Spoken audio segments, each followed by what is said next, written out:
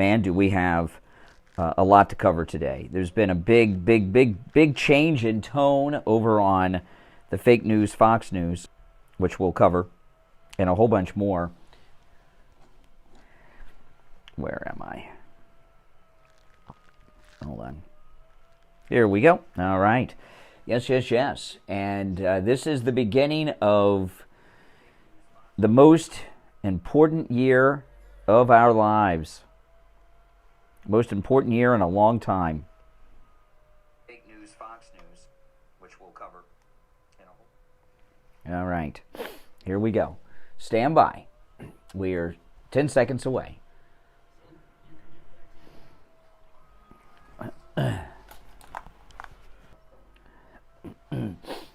It's 1977. It's the Steve Kane Show with Brian Craig.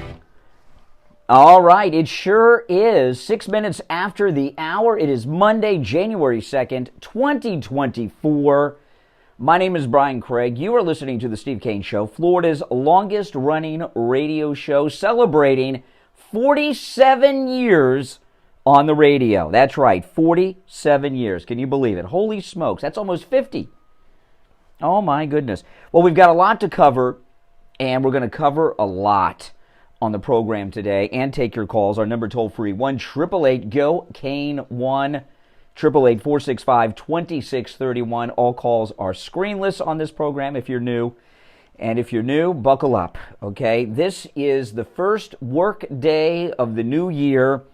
And as we begin 2024, this is the year of a major turning point in this country. In fact, maybe the greatest turning point in our country's history that's taken place during our lifetimes. Okay, this is a big year because we're 2 weeks away from Iowa, and then at the end of the month, we've got New Hampshire, and then boom, and this is it. I mean, in just a few months, November, this year, it's going to be Donald Trump's re-election year. I mean, it's going to be it. And if President Trump is not reelected in 2024, oh my goodness, we're done. The country as we know it is done. And, you know, what's going on in this country right now, as bad as it is going to get worse as the months go by. And I'm not just talking about the southern border. That's going to get much worse, especially when the weather warms up. But what's going on right now, all the negativity that's going on with this insane government overreach we have, this total dissolving of the United States southern border and everything that goes along with it, all right? This is all the work of Barack Obama. And if you remember, when Obama was president, in his first term, he said he was going to fundamentally change the United States. And we're living through that change right now. And a lot of that change occurred without us even noticing. And, you know, when the attack on Israel happened in the beginning of October, we saw come out of the closet Obama's handiwork at the universities. Right? I mean, I think people were shocked. I know I was. At the number of people that came out at America's major universities siding with the terrorist against Israel, justifying the terrorist attack and everything that went along with it. I think people have been shocked by that. And you see what's been going on. You know, if you watched New Year's Eve and the celebration in Times Square on television, you missed the real story. If you were watching on Twitter or on YouTube or some of the other social media platforms and saw people that were taking photographs and live video on the streets of Times Square, not on television, not on CNN, not on ABC, Dick Clark and all that stuff. They still call it Dick Clark's Rockin' New Year's Eve. You didn't see what was going on. There was a major media cover-up of what was going on the streets of New York City during New Year's Eve and the celebration. And, you know, this election year, I know every election they say this is the most important election of our life. Well, that's always true because it's the election that you were dealing with at that particular time. So it's more important than any of the past elections because that's the one that's undecided and is going to involve you and our country and your family. But this one truly is the most important election that any of you have ever voted in. It really, truly is. And, you know, it's a big decision that this country is deciding. And the decision is going to be, people in this nation are going to decide this year whether or not we're going to be a free country or we're going to be a banana republic governed by public officials like Joe Biden and Nikki Haley that have been bought and paid for by foreign countries and major mega donors in the military-industrial complex. And will our freedom be real or an illusion? I mean, that's what this is all about. And, you know, what's going on at the southern border is insane, what's going on at the southern border. Biden should not only be impeached for what's happening at the southern border, he should be removed from office.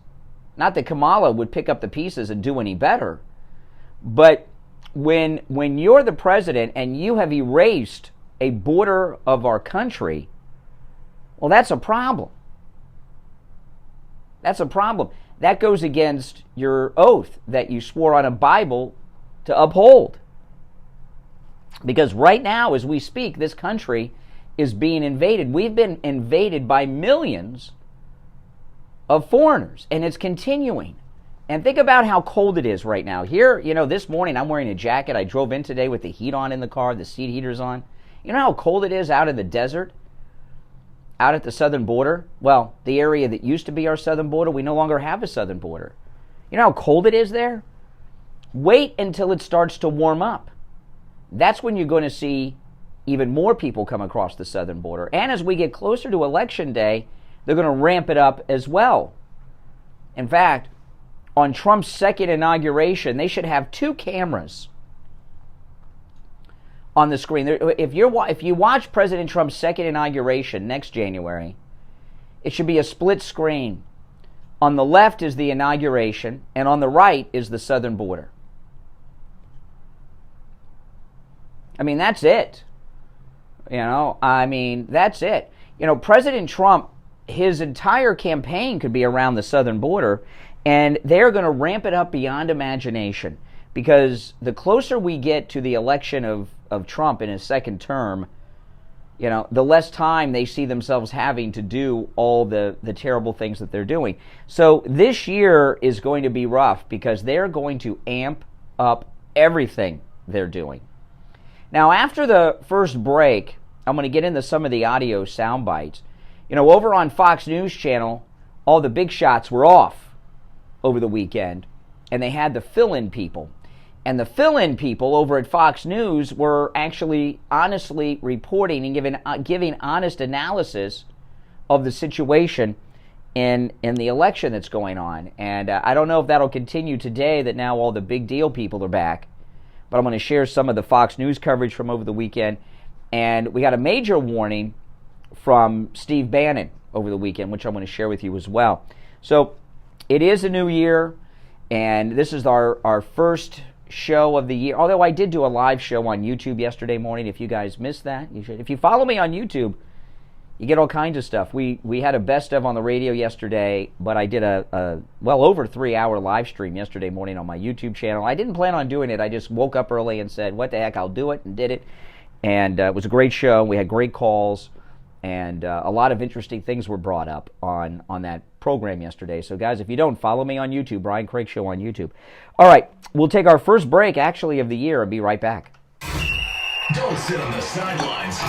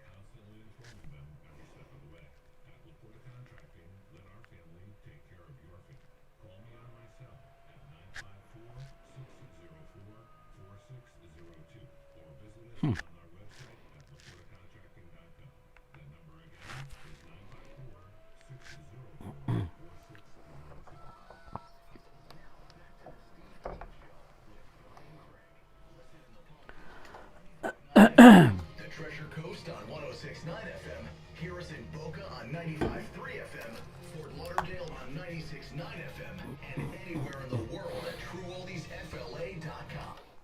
All right, welcome back, one and all. We're back here live, January 2nd, Tuesday morning. I'm Brian, our number one AAA Go Kane 1. Now, the countdown has begun to our cruise. This is our 5th annual cruise that Steve and I take with our great listeners. And we're going to Aruba, Bonaire, and Curacao. Yeah, I've always wanted to go to Aruba. Aruba's like Hawaii. I can't wait to go. We're going on the Celebrity Beyond. You know, one thing about our the cruise line we pick, because people ask, why do you guys go on Celebrity cruises? Well, we go on it for a lot of reasons. I mean, it's a luxury cruise ship and a luxury cruise line, but there are no kids. You can count on one hand how many kids are on the ship. And I love kids, don't get me wrong, but when I'm on vacation, on an adult vacation, I really don't need to have little kids around, especially, you know, screaming all hours. It's just a mess. You go on some of these cruise ships, they're so jam-packed. There's so many kids. It's not relaxing. Going on Celebrity cruises is like going on a yacht, and there really are only a handful of kids on board. You won't even notice there are children on board, which I like. But anyway, there have been a few openings on the ship. Our group filled up. But we don't have the entire ship chartered to ourselves, and some people outside of our group have canceled their trips outside of our group. Maybe they heard we were coming. I don't know. But Ian, our travel agent from Cruise and Travel Depot, was able to grab those cabins. And we do have some availability, although limited, in different types of cabins. So I'm going to give you Ian's number from Cruise and Travel Depot, and so you can book your cabin. Here's his number, 561-244-5779. There's only a handful of cabins. I don't know how many of them are left. I talked to him Friday after the show, and he was telling me this. I don't know if they booked over the weekend. My guess would be it was a holiday weekend, so there's probably some still open.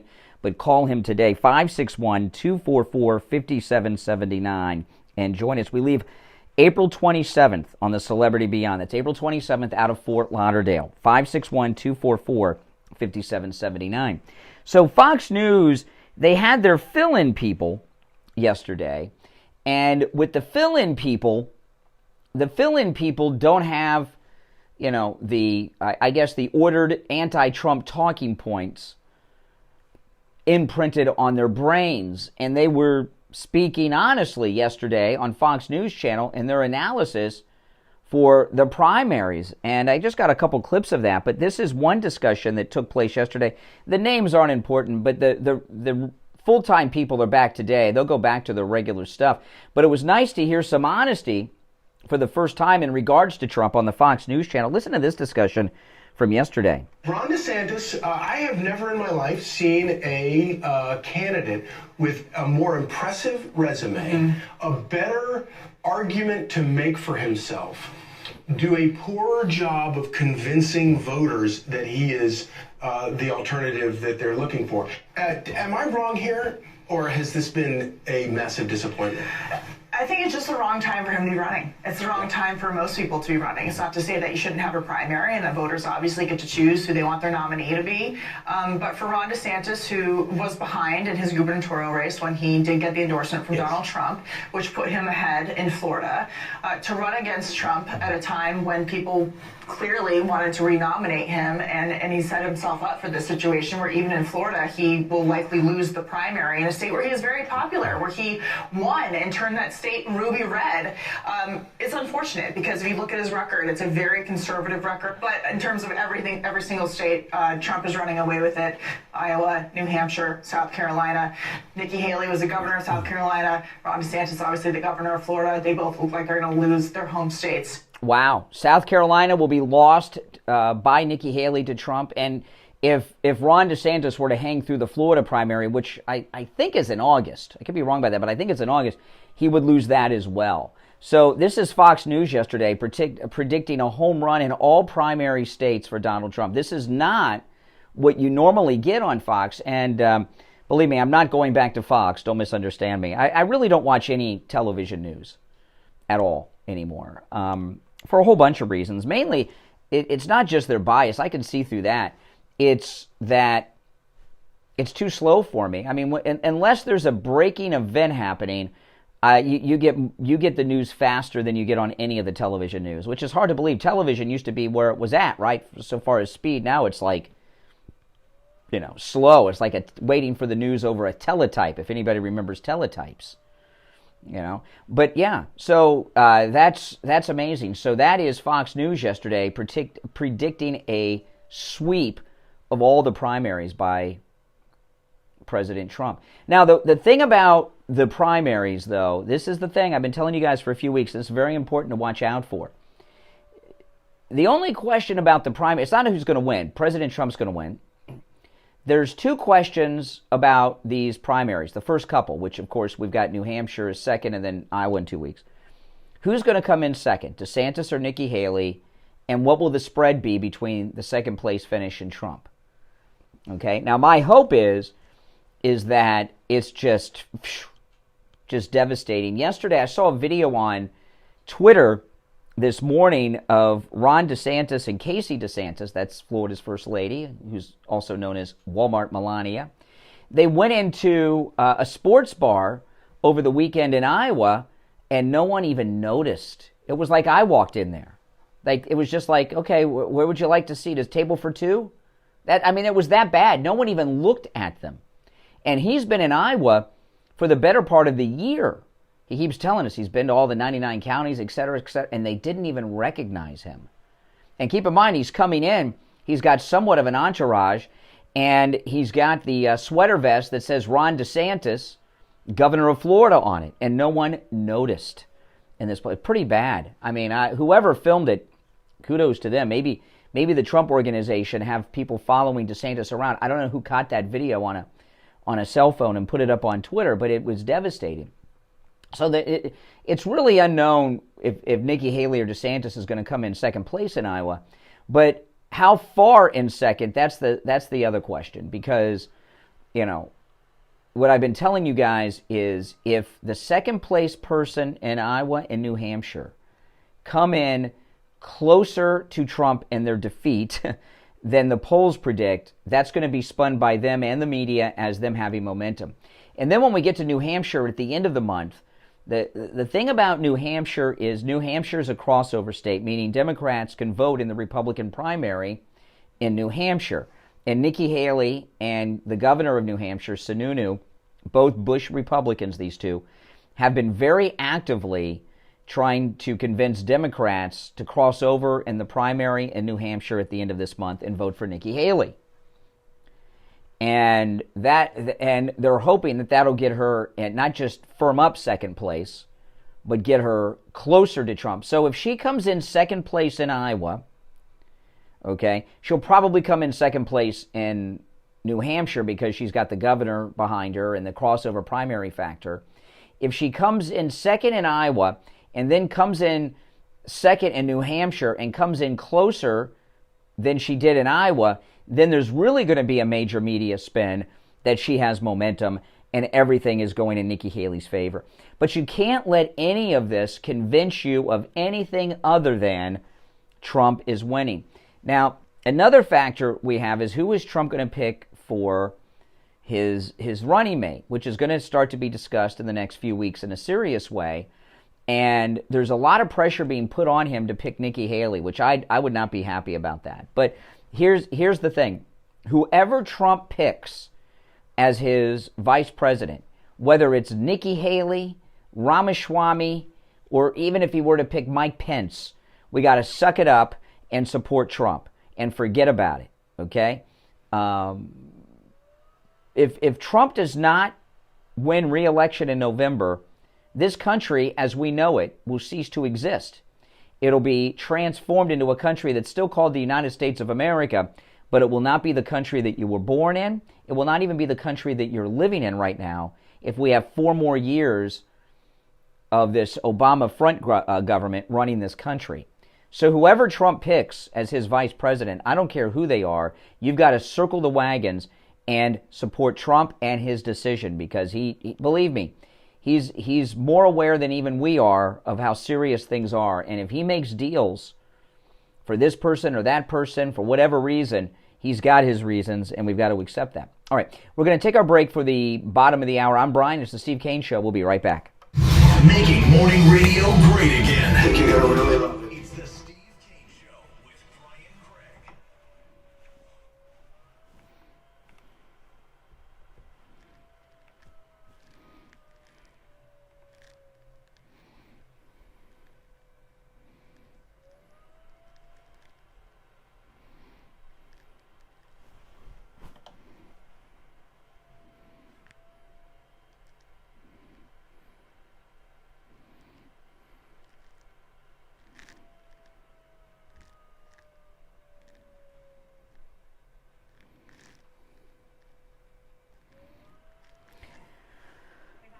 Now, those of you who are Patreon supporters, last night my wife Kathy and I, we uploaded a podcast episode just for Patreon supporters, a very good podcast.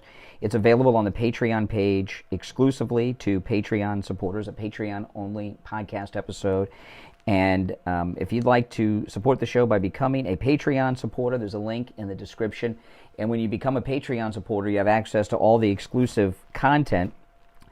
And there is quite a bit of exclusive content that my wife and I post to Patreon just for Patreon supporters. And our top Patreon supporters get a live on-air thank you shout-out on every episode of my program. And also, Traffic, a service of the Palm Beach Kennel Club. Happy New Year, Case. and also, if you are a top Patreon supporter, you get your name listed in all of the descriptions of all the YouTube videos as well as the podcast episodes. You can check and see the top Patreon supporters. Your names are all listed in the video description. And the names you'll hear now are our top Patreon supporters. Andrew and Connie, Christine, ETW, Chuck, Pamela, Rick, Nick, Wesley, Macho, Mike P., Paulette, Carlos, Maria, John, ActicFox, David, Richard, Melissa, Maria in Texas, Heather, Alice, K-Mac, LeeZep, and Shawna. These are our top Patreon supporters. Thank you guys for your support. Very much appreciated.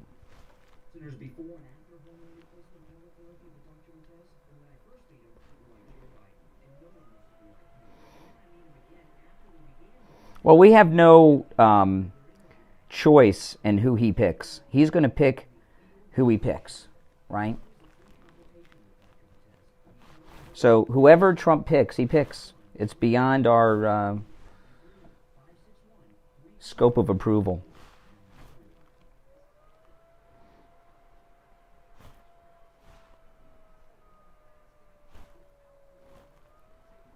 You know, so absolutely. We'll be coming back shortly, guys.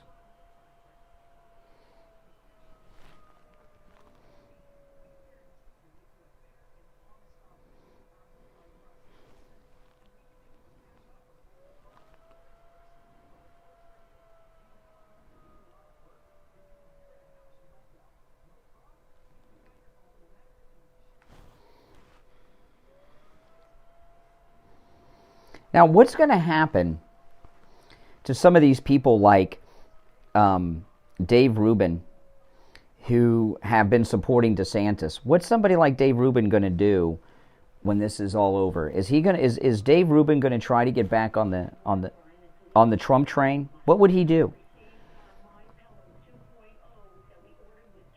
You know, I wonder about that, because a lot of these guys got on this DeSantis train and they're like, you know, they're all but out of it by now.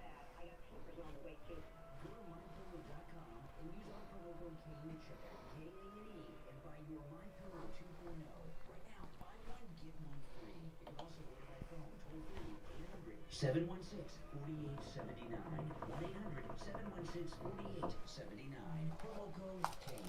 we go. Now back to the Steve Kane Show with Brian Craig, celebrating 46 years. No, that's 47 years on the air. Can you believe 47 years on the radio, the Steve Kane Show this year? Absolutely amazing. Welcome back, everyone. This is the longest-running radio show, without question, in the state of Florida. Probably the longest-running radio show in all of the United States. I've been trying to confirm that, but it's very difficult to confirm that. But I have been working on it. And if you guys want to volunteer yourself to help me confirm it, I'd welcome it. But this is the longest-running radio show in the state of Florida. The first day of the 47th year of the Steve Kane Show, broadcasting live on the radio each and every day. This is amazing. All right, so Fox News, the fill-in people, were giving honest analysis that Trump's got it all won. I played one clip earlier. This is the second one. I only have two. This is that Dr. Neshawat. She's on there all the time. She's, one of their medical people. And she was filling in yesterday and was talking about what's going on. Listen. All right, so what happens if he's indicted at some point? He can be president from jail if he has to, but I think despite all the threats, despite all the charges, Republicans are still rallying around Donald Trump. And even if they stoop so low out of fear and desperation because they have no other choice, they have no other nominee other than Biden, they know that he's going to end up being the nominee. They're taking all these actions. Look at the FBI raid in Mar-a-Lago, trying to kick him off the Colorado ballot. These frivolous charges by our district attorney here in New York and in Georgia. But I think it comes down, yes, in 2 weeks, the Iowa caucus, this is going to be the first major electoral event where voters have the opportunity to express their preference for presidential candidate. And if they perform well, that might give them momentum. That might, possibly influence subsequent primaries and might possibly mold the trajectory of their campaign. So let's see what that shows. I mean, at this. Okay, so she says that Trump can be president from jail. That's absolutely correct. He can be president from jail. Now, I was talking before the break that, whoever President Trump picks as his vice president, we've got to stand behind him and his decision. And I'm going to stand by that because if President Trump does not come back in 2024, we're done. We're done. And if you go back in time to past presidential elections, when have you... Now, I want you to think about this, because I know a lot of people are, if he picks this person, I won't say. If he picks that person, I don't care if he picked Hillary Clinton. I'd still vote for Donald Trump. I know that's extreme, but I would. He would have his reasons for doing it. But now think about it this way, though. As opposed to thinking about now in these very nasty personalities that we're talking about, like Nikki Haley and Mrs. Clinton,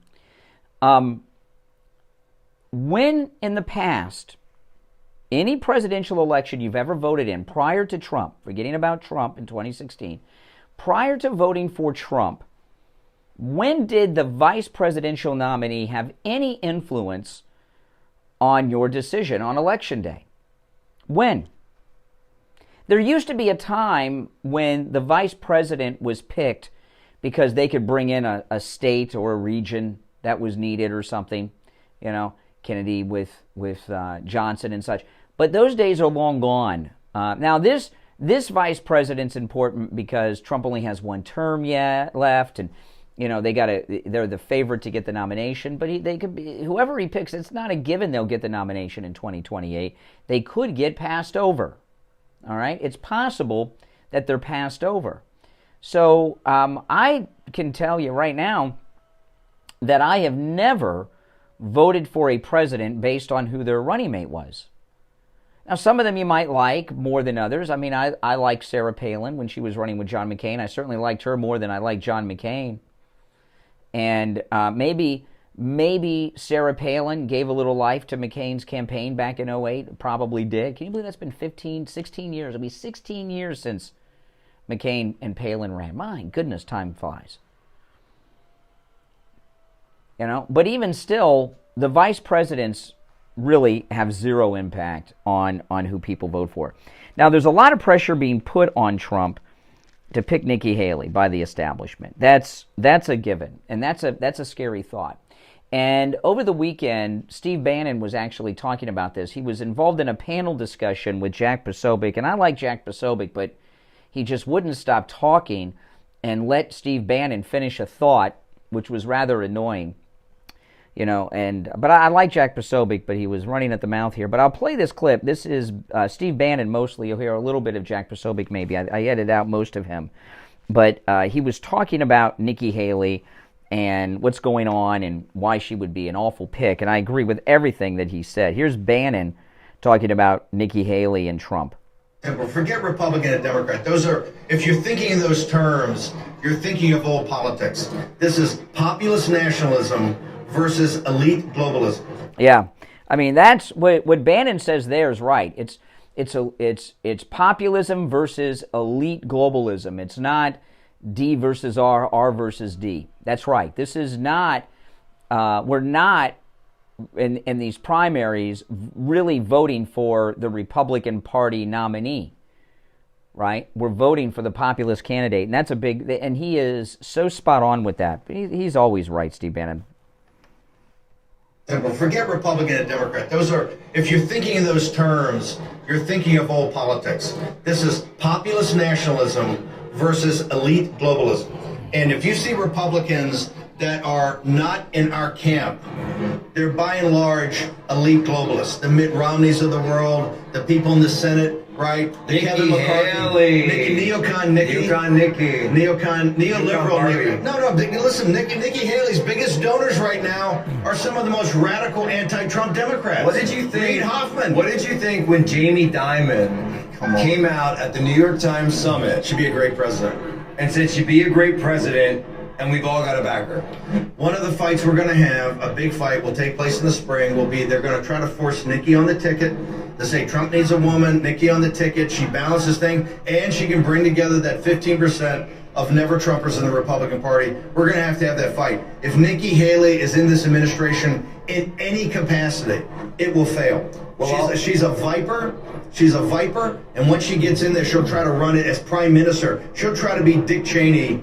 Her to Trump will be just like Dick Cheney to Bush. Okay, now Bannon's analysis is very good there, and right, and I think it's fair to assume what's going on with the Republican establishment is the establishment. They're all behind Nikki now, right? DeSantis, they've left him. They've left him. I don't even know if his credit card cleared for that check at the sports bar over the weekend in Iowa. I mean, they've all abandoned him. Nikki Haley, it seems to me, because of the polling, that the establishment have accepted, and believe me, they don't like this because the establishment are never Trumpers. They have accepted the Trump nomination at this point, to me. And it looks as if what they're doing is angling towards 2028 because he only has one term left. And they're putting everything behind Nikki Haley. And they're going to put a lot of pressure on him to pick Nikki Haley. And what Bannon said about, they're going to say Trump needs a woman. This is going to be in the spring. Trump needs a woman, and push Nikki Haley, and she can get those never-Trumpers too. See, on Fox, they spend a lot of time on Fox telling you how abortion cost us in the midterms. That's not true. I don't believe that to be true at all. And one of the reasons I know that is, one, we won the House of Representatives. Nancy Pelosi is no longer Speaker. Okay, that's a fact. So we did win the House of Representatives. And we didn't win bigger, not because of abortion, because there was a media blackout on Trump's rallies and endorsing of these candidates running for House seats all over the country and Senate seats. But that's why we didn't perform better. It was the news blackout on Trump, but we've learned from that. But they're pushing this narrative that abortion hurt us. The other reason I know abortion did not hurt us is when Roe v. Wade was overturned by the Trump Supreme Court, we didn't have mass nationwide protest from lunatic liberal women protesting against Roe v. Wade. I'm not saying they're not griping about it now, but all my life I heard about overturning Roe v. Wade. It finally happened, and it was like a non-event. It was hardly a news story. You would have thought the protest against Kavanaugh was, when he was confirmed by the Senate, was greater than the overturning of Roe v. Wade. Remember when all those lunatic women were wearing the Handmaid's Tales costumes and they were trying to rip the doors of the Supreme Court off the hinges when Kavanaugh was being sworn in? Remember that? You didn't see that with Roe v. Wade. I think this idea of the surgical abortions is old-time stuff. It's like DVDs and 8-track tapes because they have that those pills that you can get now that do that. I think the generation of childbearing age women don't really care about abortion because they got those pills. Okay?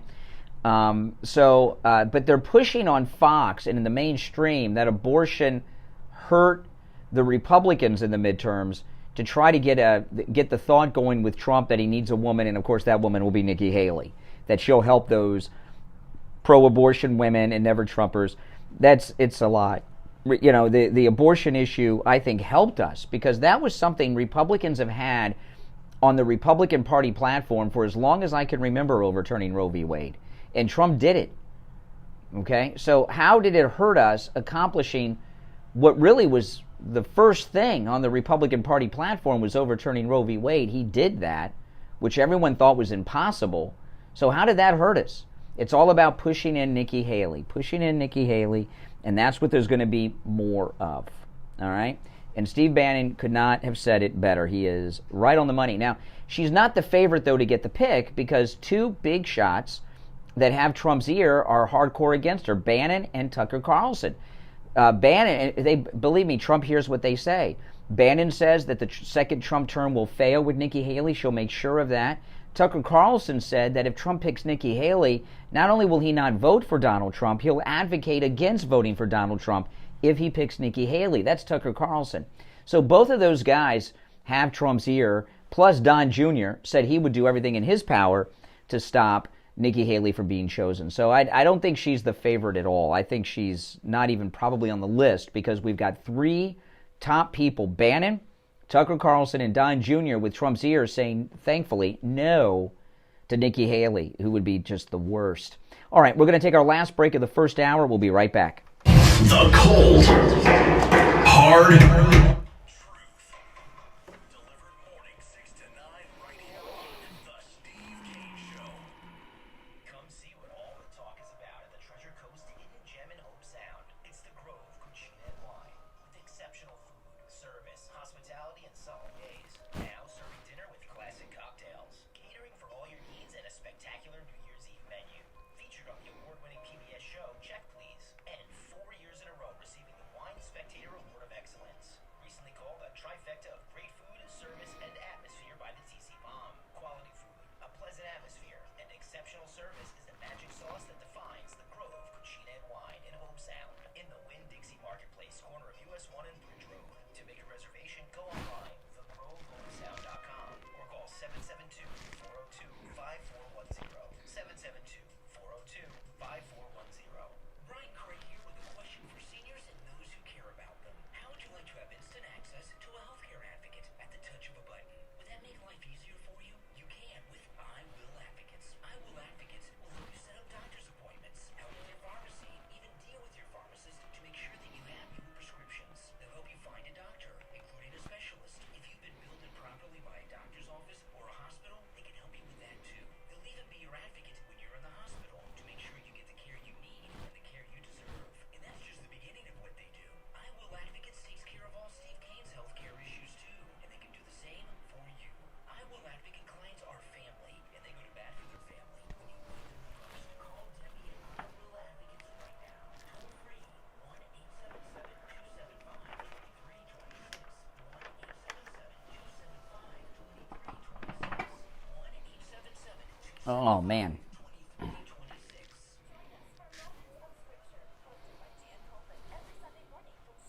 We'll be back shortly, guys.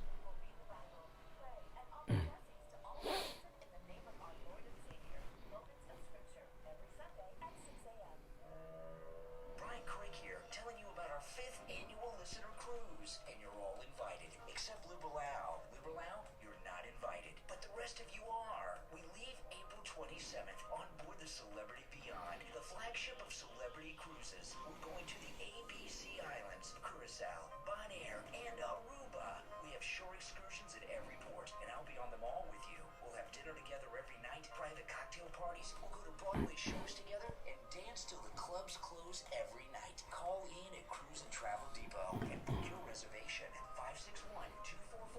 561-244-5779. We'll be back in 20 seconds. 5779. Do you have questions about retirement? Hi, it's Kathy Green, co-host of the Jupiter Joe Money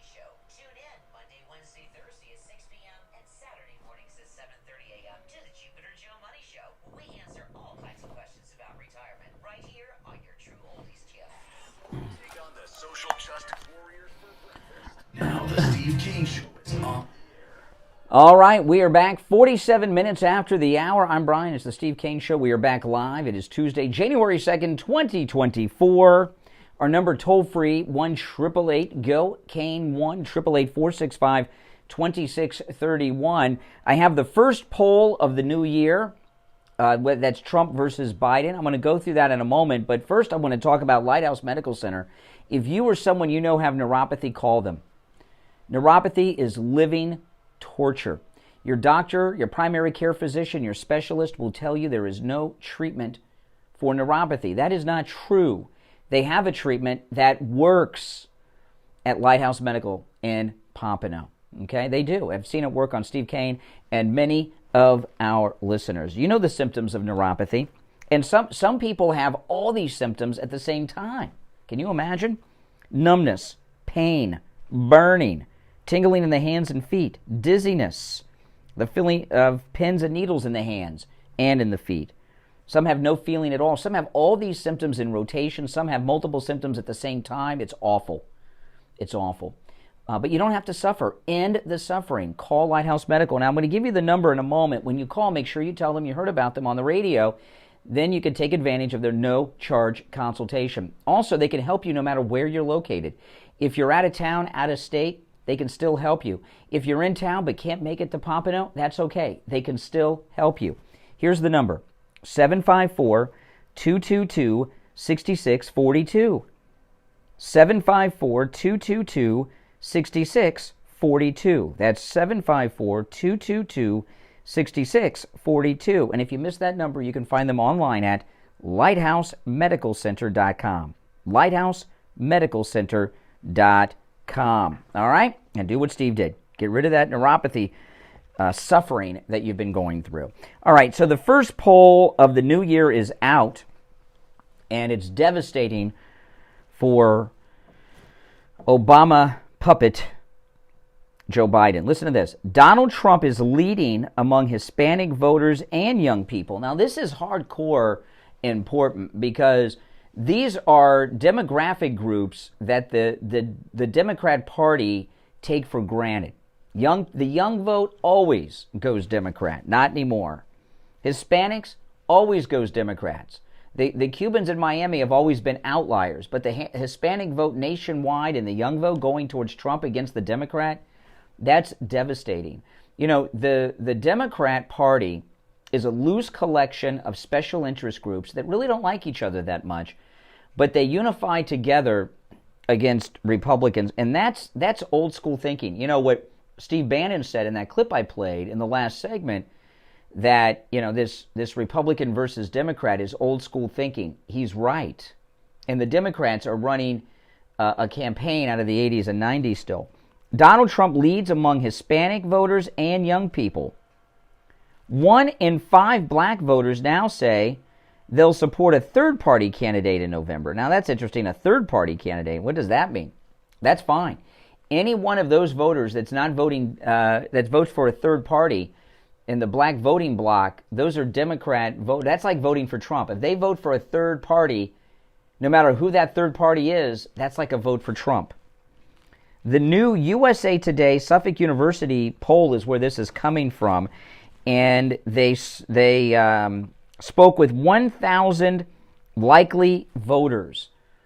Okay, now this is the most scientific of polling samples you can have in an election poll. There's 3 types of samples that you see in polls.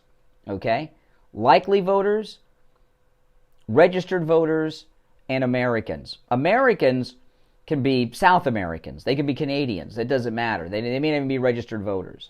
Registered voters, a lot of people are registered and don't vote. And whenever you see a poll of Americans or registered voters, those are always hardcore liberally biased. Likely voters is the most accurate of all.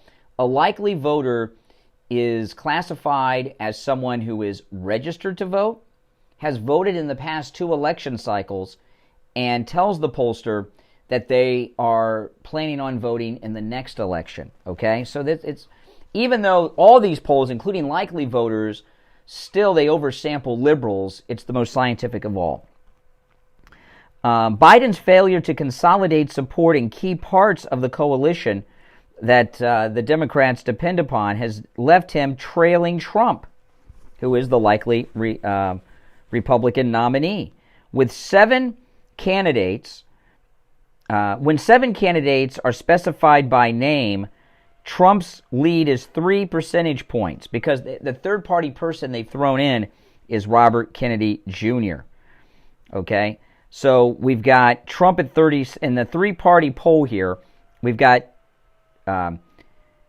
Trump at 39, Biden at 37, and then Robert Kennedy Jr. at 17. And Robert Kennedy is not going to be on the ballot everywhere. And Robert Kennedy Jr. is... everyone who votes for Robert Kennedy Jr. is a vote that the Democrats have lost. Okay? So Robert Kennedy Jr. is to Biden what Ross Perot was to Bush 41, right? Idiots like me voted for Ross Perot. Bill Clinton got elected because of Ross Perot. If Ross Perot wasn't in the race, Bush 41 would have been reelected and Bill Clinton would have been forgotten and we never would have heard of Monica Lewinsky. And Hillary Clinton and Bill Clinton would have divorced years ago, and who knows, they'd be working as lawyers somewhere and forgotten. He might have made his way to the House or something, or the Senate, Bill Clinton, but maybe. But that would have been the end of him. Let's see here. Biden now claims the support of just 63% of black voters. 63% of black voters. In 2020, in the same poll, Biden had 87% of the black vote. So he's lost 24% of the black vote. You know, this is for a lot of reasons. A lot of the reasons everyone in the country is fed up with Biden. You know, the economy, that's always the biggest one. The economy is always the biggest decider in elections. But with blacks, liberal blacks, a lot of it has to do with the southern border. Not just that the illegals are coming here, but they're being set up for life, right? They get EBT cards that are refilled every month. They get free housing, free education, free now health care. In California is going to start giving health care to illegals. Although all illegals have free health care, they just use the ER as a clinic. The emergency rooms of America are the free clinic of the illegals. So they have free health care, and that story we keep hearing about the $5,000 Visa gift cards that they're all given as well. And liberal blacks who are obsessed with reparations for slavery see that as the illegals getting what they're owed. So this 24% drop for Biden among black voters is for a lot of reasons, but a huge chunk of it is what's going on at the southern border. And that's going to get worse as the year goes on, because when President Trump wins the nomination and the weather is warmer is when the southern border is really going to amp up. These large numbers we're seeing are nothing like we're going to see as the end of the year approaches. When the clock to Trump's return is winding down to that inauguration day and Biden has fewer days left in office, the numbers are going to increase astronomically compared to now. And as we get closer to Election Day in November, that's going to drop his support among blacks even lower than the 63% it is now. Okay? So Biden now has the support of just 63% of black voters. He had 87% in 2020. He trails among Hispanic voters by 5 percentage points to Trump, 39 to 34. In 2020, Biden had 65% of Hispanic support. You know, and the Hispanic support that Biden's losing is also for similar reasons. Okay? Not all Hispanics are illegal immigrants, okay? A lot of people in this country that are Hispanic came here the legal way, and many of them spent many, many years to go through the process to be here legally. And when they see people who step to the front of the line and then get their whole life set up for them through all these things I just mentioned, and God knows what else they're giving them, that ticks them off. On top of the economic problems that we're having. You know, on the weekend, on Saturday, my wife and I went to the mall. And we went to the food court to have lunch. We went to Popeyes, and it was almost $40 for both of us to go to Popeyes. I couldn't believe it. Almost $40 for Popeyes? I couldn't believe it. Now I don't go to Popeyes too often, so I ordered some extra sides that I would not normally get. But even still, two people, it was like $38 and something cents. I couldn't believe it. I'm like, oh my goodness. I said it would have been a lot cheaper to stay home, and people are feeling that. So he's losing these groups because of the economy, but also the border has a big impact. And keep in mind, blacks, Hispanics, these are all groups that not only has he lost massive support in, these are voting blocks that Democrats always have in their pocket. Among voters under the age of 35, okay, under 35, so these are these lunatic people we're seeing on TikTok and everything. Trump leads 37 to 33 among voters under 35. Younger voters overwhelmingly supported Biden in 2020. Trump has the support of 12% of black voters in the poll as well. So what is that about? Why is Donald Trump beating Biden among voters under 35? Well, these lunatics that we're seeing on TikTok are a minority among the youth. Right? I've been telling you, China's been pushing TikTok and making us think that something's more popular than it is. All of these wackadoodle ideas of the left that we see Gen Z and all these people promoting, they don't seem to be as popular as we thought, or Trump would not be leading among voters under the age of 35. That, out of all of these, it was the most shocking to me of all. All right, now we're going to take our break for the top of the hour. Hour number 2 is up next. Our number 1-888-GO-KANE, 1-888-465-2631. It's a toll-free call no matter where you are listening. 1-888-465-2631. You're listening to The Steve Kane Show. My name is Brian Craig. This is Florida's longest-running radio show. Today, The Steve Kane Show beginning its 47th year on the radio. Wow. We'll be right back. Beach, WIRK HD3 Indiantown. Programming paid for by Vic Canales Media Group. Broadcasting from the Rome Studio. Call the Rome's Law Group, where winning is a habit. 561-570-5700. 561-570-5700. Rome's winning for you and our community. Your home for the Steve Kane Show. From the Palm Beach Patio Furniture Weather Center, where luxurious outdoor spaces are created. Here's the oldies forecast. Good day, everybody. Hope you're off to an awesome start on this Tuesday, January the 2nd. So we're going to see another beautiful day today. A little bit milder this morning to start. Highs today will be close to about 73 to 75 degrees with partly cloudy skies. I'm WPDF 25 First Warning meteorologist Sandra Shaw. Weather brought to you by Palm Beach Patio Furniture. I'll be right back, guys. I gotta turn the air down. It's like 80 degrees in here.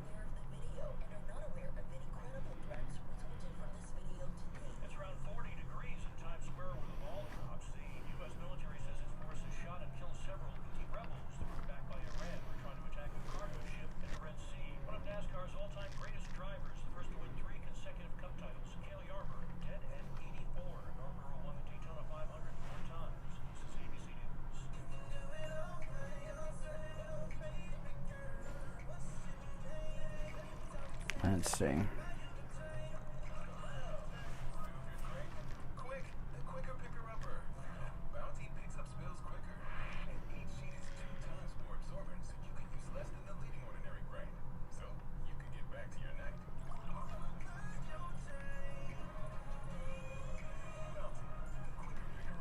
Alexa, what's the longest running radio show in the state of Florida?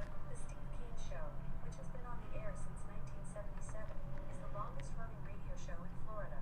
The Steve Kane Show, weekday mornings, right here on True Oldies. On the air since 1977. It's the Steve Kane Show with Brian Craig. All right, hour number 2 has begun. 2024, the year that Trump saves America, or the Democrats destroy America. Which will it be? All right, our number 1, 888-GO-CANE-1. If you missed the first hour, you've missed a lot. Covered a lot in the first hour. You're on the air. What's your name? Where are you calling from? Good morning and Happy New Year from Conservative Doug. Hey, Doug. How's it going, man? I can just quickly tell you, you're going to love Aruba when you go there, man. It's a very, very nice place. Oh, you just got back from Aruba? Just got back, yeah. I sent, last night I got back a little late, and it's just great, you know. Yeah, Doug, Conservative Doug went down to Aruba to scope it out for us. What'd you do down there? Anything interesting that we should do? Oh, well, if you can go on a scuba trip, that's great. The water is crystal clear green. Actually, we do have something like that on our agenda. One of our excursions involves that. Yes. That's the way. But certainly, it's better to go by ship than I went by flying because you have to wait 4 hours to leave. Oh my! You have to go through double customs. Oh my goodness! They check you from customs from Aruba for some reason. Maybe they just knew you, but none of that with us. You on and off the ship, and boom, bam, and it's done. Yeah, that's what I'm saying. So it's much better to go by ship. Mm-hmm. The restaurants are ridiculously priced, man. Very high numbers, man. I'll give you a quick example. New York steak is $56 just for the steak. Oh my goodness! You know, if you go on our cruise, all the gourmet dinners and lunches and breakfast and all that is included. Yeah, man. You know, I have gone on our week-long cruises. One cruise I spent $24 on the whole week, but I've been on a couple of these cruises I haven't spent 10 cents because everything's included, including our excursions. We got to remember. And so anyway, what's on your mind? I'm glad to hear that your scouting trip for the Steve Kane Show's trip to Aruba went well. You're going to do well. Anyway, yeah, I was just thinking what you said before about the Republicans, Fox, all of a sudden saying good things about Trump.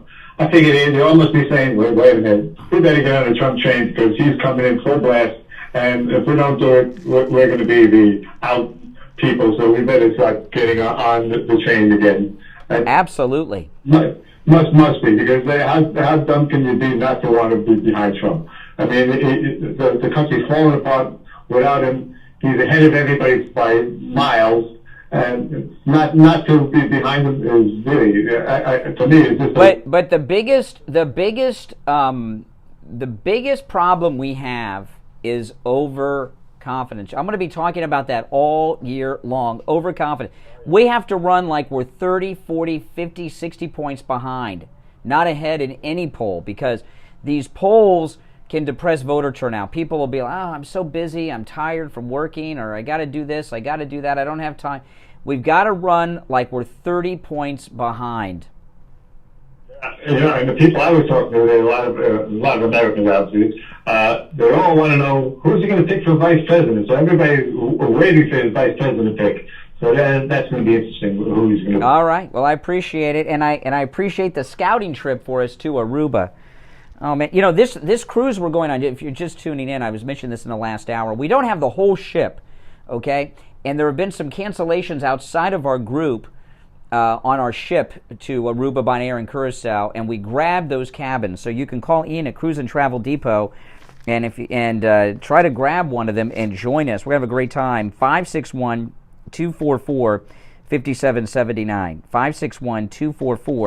561-244-5779. That's the number for Ian at Cruise and Travel Depot. And join us, okay? You too, Doug. You can go to Aruba the right way with us on our cruise ship.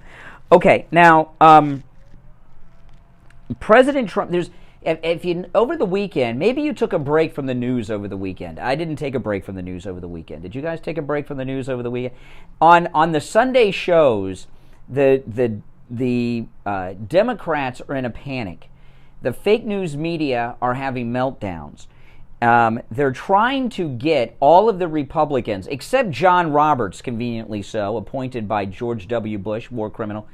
They're trying to get the Republicans appointed by Trump to recuse themselves from any decisions on these cases of Trump being off the ballot in different states. And they're also trying to get Clarence Thomas recused since his wife is MAGA. Can you believe this? Because they know they're going to lose. Okay? Donald Trump, over the weekend, posted something to Truth Social that no one in the media, except me, is going to share because they don't want you to know this. And this is a beautiful thing. President Trump posted information about the 14th Amendment and what it actually says. And the 14th Amendment does not apply at all to Donald Trump. Did you know that? Yeah, it doesn't apply to Donald Trump. I'm going to share this with you in a moment, but and you know what? The Supreme Court, because Trump's sharing this, they're probably likely to rule that the 14th Amendment does not apply to Donald Trump. Let me share this with you. President Trump posted this on his Truth Social on, I can't remember if it was Sunday or yesterday. I saw it yesterday morning early, so I don't know if it was Sunday or yesterday, but I'm sure it's still there. And it is a overview of the 14th Amendment. And there are some legal experts who work for the Daily Signal, which is a very good conservative online news publication, who did some research into the 14th Amendment and presidents. And the first analysis was done by a guy for the Daily Signal by the name of Hans von Spakovsky. And this is what he says about the 14th Amendment. Section 3 of the 14th Amendment is what they're saying disqualifies Trump from being on the ballot. Listen to this. Section 3 of the 14th Amendment applies only to individuals who were previously a member of Congress. I remember Jefferson Davis was the senator from Mississippi. Okay. Section 3 of the 14th Amendment applies only to individuals who were previously a member of Congress, an officer of the United States, or a state official. Individuals who are elected, such as the president and vice president, are not officers within the meaning of Section 3. Okay? See, the Confederate government was organized by Democrats in the Congress. Okay, they had their own squad back then, led by Jefferson Davis. Okay, and officers of the United States, the top military officers in the Confederate Army were Democrats who were in our army. That's where the officers come in. It does not apply to presidents or vice presidents. In fact, there were, I can't remember the names offhand. I have to go back and look it up to be sure. I could say a name and probably be right, but not sure. There were 2 presidents who came out in favor of the Confederacy during the Civil War. And, okay, so Section 3 of the 14th Amendment applies only to individuals who were previously a member of Congress. Donald Trump was not. An officer of the United States or a state official. Donald Trump was none of those things. Individuals who are elected, such as president and vice president, are not officers within the meaning of Section 3 of the 14th Amendment. Next, no federal court has convicted Trump of engaging in insurrection or rebellion. In fact, the Senate acquitted President Trump of that charge in his second impeachment. That's right. The Senate cleared Trump. That was a trial. So Donald Trump was found not guilty in the Senate trial of insurrection in the second impeachment. That's exactly right. So right there you have it. The Section 3 of the 14th Amendment that they keep citing does not apply to presidents. It does not apply to Donald Trump. All right? And that's it. And Donald Trump, I think, is very confident that the Supreme Court will rule in his favor. We have a Trump court. That's why Jamie Raskin led the charge on the Sunday shows, but others are doing it to keep Clarence Thomas and then all the Trump appointees, which there were 3 of, off the case. Then they can run it through. See, here's the thing about federal judges, and the Supreme Court is involved in that. Whenever you see a nominee for a federal court or the Supreme Court, you always hear this talk of activist judges and constitutionalists. And constitutionalists are judges who rule based on, their opinions are based on what the Constitution says, regardless of what their personal feelings are. That's a constitutionalist. Those are the Trump judges and Clarence Thomas. The other judges are activist judges. They don't care about the Constitution. They don't care about the law. They just make decisions and render opinions based on how they think things should be. It's called, you've heard this before, legislating from the bench, right? So the 14th Amendment does not exclude Trump from being president again.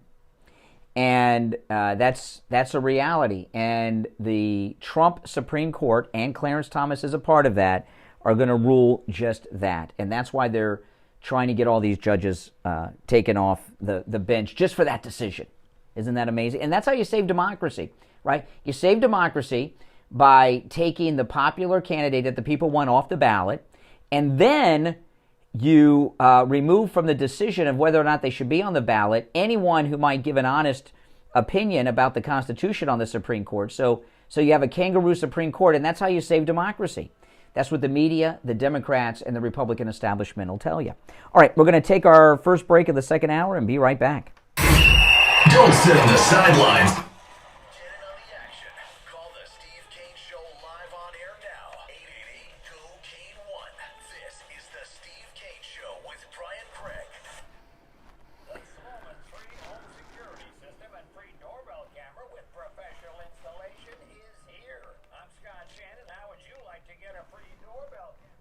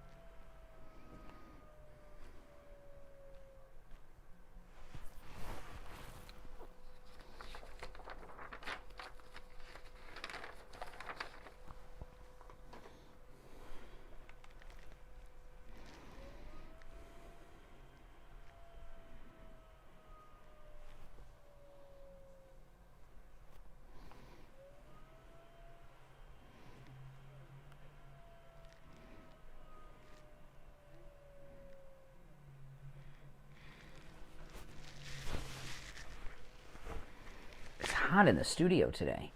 I turned the air down and it's still just like, it's cold outside but hot in here.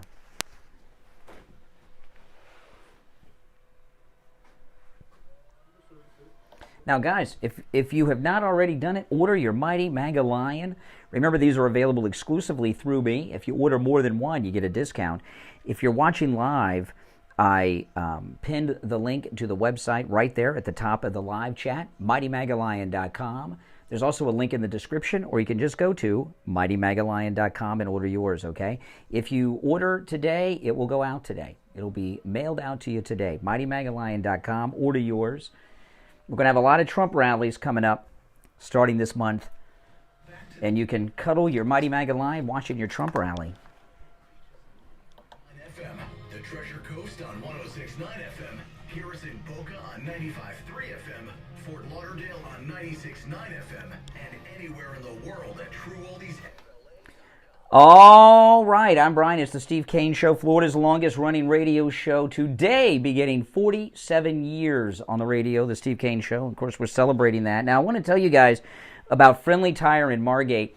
You know, I'll tell you how they came to be a sponsor here on the program. I was a customer of Friendly Tire in Margate for many years before they advertised with us here on the show. And every time Steve got new tires, he would tell me, I just got new tires yesterday. They were so much. And I said, Steve, next time you need new tires, tell me first. You're going to go over to Friendly Tire in Margate. You're going to get the best deal you've ever had. And I would tell him what the prices are. And he didn't believe me or something. And then one day he came into the studio and the treads, the belts were showing on his tire. He says, oh, after the show, I got to go get new tires. I said, go over to Friendly Tire in Margate. Okay, and you're going to get the best deal ever. He's like, whatever, give me directions. I gave Steve directions, and then when the show was over, we got off the air at 9. Steve went to Friendly Tire, and I went my way, and my phone rang about 25 minutes later. It was Steve, and he says, I can't believe how low the tire prices are here. I said, I've been telling you for years, and I don't know why I didn't go sooner. And the next day we were doing spots for them on the air. The prices are lower than you'll find anywhere else. And when you call Friendly Mike at Friendly Tire, the price he gives you is out the door and on the road. He doesn't charge you to mount the new tires. He doesn't charge you to balance your tires. And he doesn't charge you to dispose of your old tires. There's no added fee. So the price he gives you is out the door and on the road. He has all the name brands you love, Bridgestone, Pirelli, Goodyear. If you have a car like I do with run flats, the best deal on run flats you'll find anywhere. And he also does tire repairs. So give him a call. He'll give you a quote right over the phone. And if you have a truck, oh man, when I had my four-wheel drive Jeep Wrangler, he saved me on that. I mean, it was unbelievably low. And if you have a high-performance vehicle too, he can help you. When I go over to Friendly Tire in Margate, we have listeners that bring in Porsches and Corvettes and everything else you can imagine, Jags, Rolls Royces, and also people that have rust buckets. He also has thousands of used tires in stock as well. Here's his number, 954-977-9445. 954-977-9445. That's 954-977-9445 for Friendly Tire in Margate. All right, make sure you tell him you heard about him on the Steve Kane Show, and you'll get an extra good deal. All right. Now, the last couple days, the press has been obsessing over Bill Clinton being named John Doe 36 in the latest Epstein report.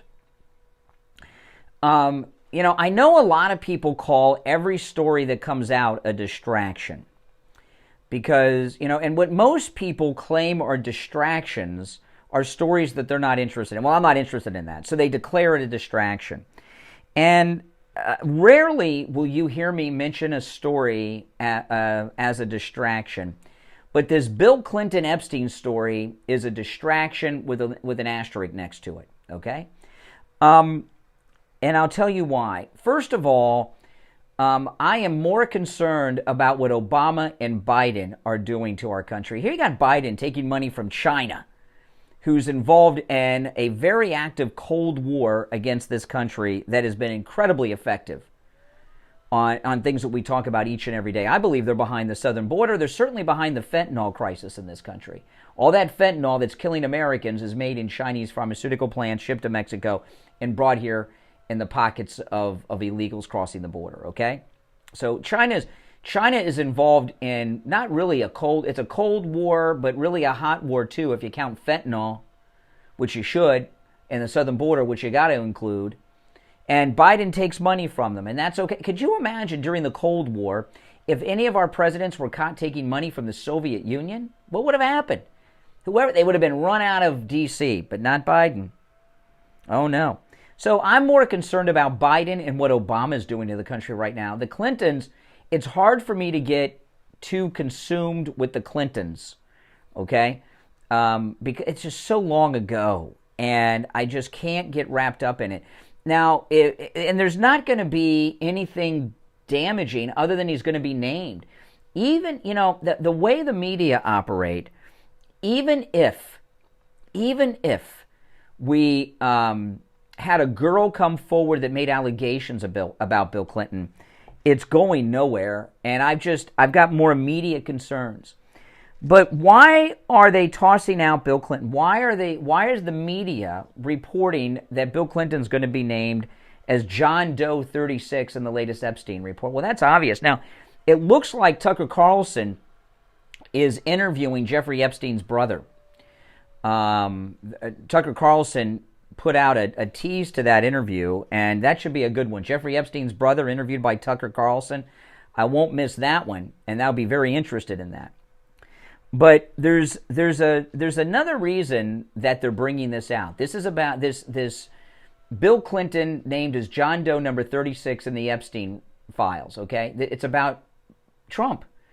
They've got two things about Epstein and Trump that they make a big deal about. Neither of them are anything. One, they got a photograph. So what? So what? Famous people take photographs with people all the time. You don't do background checks or know anything about them. And on one occasion, maybe two, but it may have just been one, President Trump flew on Epstein's plane from Palm Beach to New York, not to the island. And like all these creeps, he flew to New York. And right from Palm Beach to New York, no stopping at Epstein Island, much different thing. And when President Trump learned about Jeffrey Epstein, he threw him out of Mar-a-Lago, all right? President Trump had a huge party at Mar-a-Lago for New Year's Eve. People paid, some of them paid $10,000 a person to go to President Trump's New Year's Eve party at Mar-a-Lago, okay? If one of those people turns out to be a creep, what does that got to do with Trump? Even if he's in a photograph with them, nothing. But they're going to use this Epstein thing to bring in, when the flight log comes out, oh, Trump flew on the plane. Yeah, to New York from Palm Beach, no stops at the island. I mean, I wish it wasn't there, but that's what they're going to do. And they got that one photograph of him and Melania with Jeffrey Epstein. And they leave out the part that he threw him out of Mar-a-Lago as soon as he learned who he was, and what was he all about. As opposed to all these others like the Clintons and all the rest, who even after he was exposed were still buddy-buddy with Epstein. They had their two best friends were Harvey Weinstein and Jeffrey Epstein, okay?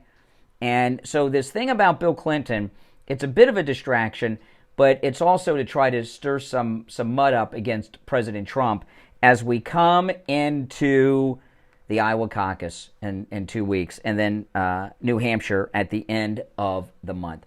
All right, we're going to take our break for the bottom of the hour. You're listening to the longest-running radio show in the state of Florida, the Steve Kane Show, on the radio since 1977, celebrating 47 years on the radio. I'm Brian Craig. We'll be right back. Making morning radio great again. You're going to really love it. It's the Steve Kane Show with Brian Craig.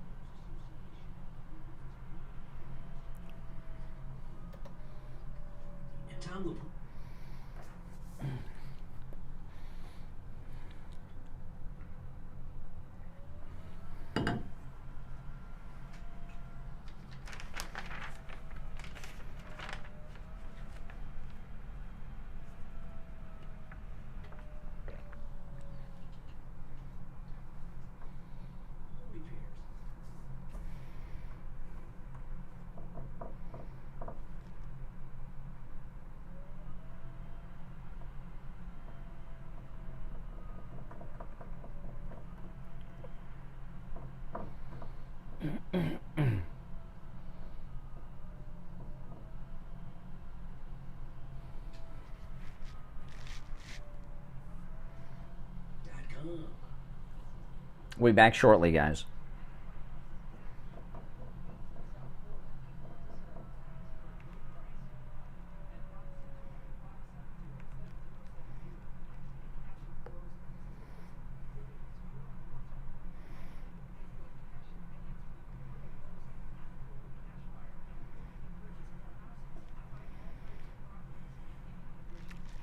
Yes, no, we can see you.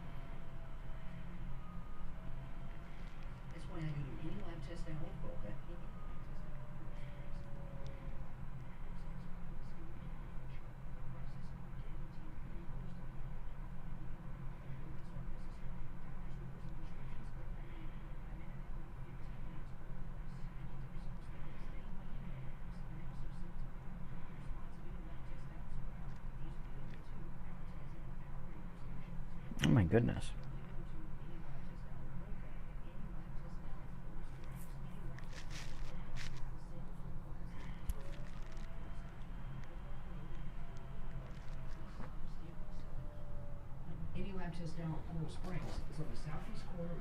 All right, we're coming back, guys. At 561-237-5009. Any lab test in Coral Springs number is 954-906-5983. And don't forget to mention that you heard about them on the radio. Now, back to the Steve Kane Show with Brian Craig, celebrating 46. All right, 47 years on the air. That's right, starting today. The Steve Kane Show has been on the radio for 47 years, starting today. Well, actually yesterday, but that was a best-of show. My name is Brian. You are listening to Florida's longest-running radio show, The Steve Kane Show. And I know, when I drove in today, the roads were pretty empty. I thought they would be packed. These long weekends are tough, and we had 2 in a row, and now it's back to the real world. All right, if you're just tuning in, you missed a lot. No time for recapping right now. I've got to move on to the next thing because, you know, what's going on is insane. So I was talking in the first hour about, 2024 is the year that Trump saves America for a lot of reasons. And what's going on in this country, we have been overrun, not just with Hispanic illegals at the southern border, but some of our most important institutions have been taken over by Islamists and those who support them. You see this at the university levels. And all this talk of who Trump will pick for his vice president, I hear different names and all. One person I like is Governor Greg Abbott, and I'm not saying he should be the pick. I don't know. Whoever Trump picks, he picks. But what Greg Abbott has done in Texas is absolutely amazing. He has turned very liberal Democrat people in this country into tough on the border people. Not all, but a lot of them. You know, on Friday, my daughter went to get her hair done out in Los Angeles, and she went to a black ladies' hair salon in Los Angeles because, you know, she goes to like a white hair salon, they don't know what to do with her hair. So it was her first visit. She got when she's visited here, she's got a hair salon here in South Florida she's gone to, and when she visits, she goes there. This was her first time venturing into a black hair salon in L.A. I wish I would have gone with her. But if I would have gone with her, what happened would not have happened. And when my daughter called me, and what she told me happened was absolutely amazing. Everybody in there was black. I'm sure they still are black. There were no white people in the hair salon. And my daughter got to hear what black people say when there's no honkies around. And she was shocked that they were praising Donald Trump. Black ladies in a black hair salon in Los Angeles were praising Trump. In particular, she told me the lady that owned the salon was talking about how she had more money when Trump was president. She owns the business. She has less money now with Biden. That's amazing. And what's going on at the southern border has a lot to do with that. Now, I want to share this clip. If you're on hold, hang in there. This is Margaret Brennan on, what is this? Is this the Face the Nation show she's on? And she had on the socialist mayor of Chicago, and Governor Greg Abbott has been flying illegals to Chicago, which I would not want to go to. You know how cold it is in Chicago this time of year? These illegals must not realize the wind chill factor in Chicago coming off Lake Michigan would kill a Floridian. I'll tell you, it's like knives. But listen, this is Margaret Brennan, and she's important, which I'll tell you about in a moment. A question about what seems to have developed overnight. There are reports of a plane from Texas landing in Chicago carrying more migrants that arrive around 1 a.m. I'm wondering if Texas officials gave you any heads up. Who's on the plane? What happens next? Well, what we have is clearly an international and federal crisis that local governments are being asked to subsidize. And this is unsustainable. None of our local economies are positioned to be able to carry on such a mission. And what we have attempted to do is to create structure and some coordination around this humanitarian crisis.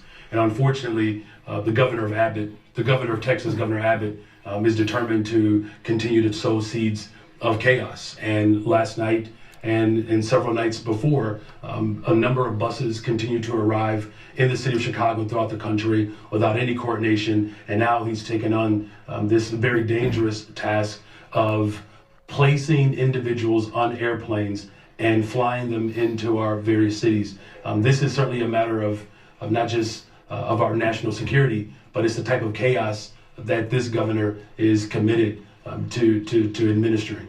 Okay, so now I share this for a couple reasons, and if you're on hold, hang in there. I'll get to the phones in a bit. The mayor of Chicago here with Brennan, they're blaming Abbott for the border issue, right? It's unsafe to have these people in Chicago. Well, if it's unsafe for Chicago, why is it not unsafe for Texas or Arizona to have them? Notice there's no blame put on Biden or the border czarina, Kamala Harris, right? It's all Greg Abbott. It's like Greg Abbott's opened up the border. But Brennan in particular, you know, Obama is behind all of this. As I was talking about in the first hour, Obama said in his first term he was going to fundamentally change America. And he's doing that. Remember, he saved the Harvard president Gay from her, being fired, all this stuff. He's behind all of this. And if you've noticed, they have found a lot of people on the terror watch list coming across the southern border. Margaret Brennan, she's as white as I am. I mean, she's an Irish girl, very. But a couple things about her that I think are very important, maybe more than a couple, but I guess maybe it's one big thing, but there's a couple of things about it. One, she's married to a Syrian American who wrote a paper on democracy and Islam. I read both of their bios, and I can't find any confirmation that he's Muslim or not, but I assume that he is. Okay, so one, she's married to a Syrian, which is troubling. Two, she speaks Arabic, Margaret Brennan. Yeah. And three, she met her husband while she was going to college in Jordan. Jordan. Who goes to, what kind of girl is going to college in Jordan? So what is she all about? And I'd like to know, is her husband Muslim? And they have a child, at least one. Is the child Muslim? And also, has she converted to Islam? I don't know. Their bio's very sketch. And I'm also unclear on when she went to college in Jordan. It was around 2000, but was it before or after 9/11? I don't know. I find her background very, and she rose during the Obama era. When Obama was president, she was the White House correspondent for CBS, and then she was elevated to where she is now after Obama left office. And I remember seeing her clear as day during Obama's last press conference in the White House press briefing room as president, and she was in the front row glowing. She was like in love with him. So there's this Brennan girl here with the mayor of Chicago, has very questionable background, history, and bio that I think it's relevant. And it's one thing that she's liberal, because the media, they're all liberal. Okay, I mean there's no getting around that. We know she's liberal. She's in the media. She's CBS, all this stuff, Face the Nation. We get that. But these other things about her background are things that I find not just troubling, but very, very relevant in times like we are in right now. And, if you ask these questions, you're in trouble. Like MSNBC, when Israel was attacked by Hamas in October, they took all these Muslims off the air for a while, right? They put them back. And what was surprising is how many they had. They had 3 or 4 people that are like full-time people on MSNBC who are Muslim. And then we find Brennan here, married to a Syrian. She speaks Arabic. She went to school in Jordan. And she's on not just the Sunday shows. Face the Nation is believe it or not, it's like one of the premier of the Sunday shows. It's one of the shows of the liberal fake news media record. Okay? And her background is very questionable. Very questionable. And it's really quite scary when you look at what's going on. All right, we're going to take our last break of the second hour. Those of you that have been calling, my apologies for blabbering too much, but we will get to the calls. Our number 1-888-GO-KANE-1. We've been off for 3 days, so got a lot to get off my chest. Our number toll free 1-888-GO-KANE-1. 888-465-2631. It's a toll-free call, no matter where you're listening to us. 1-888-465-2631. We'll be right back. The cold, hard truth. Delivered morning 6 to 9 right here on The Steve Kane Show.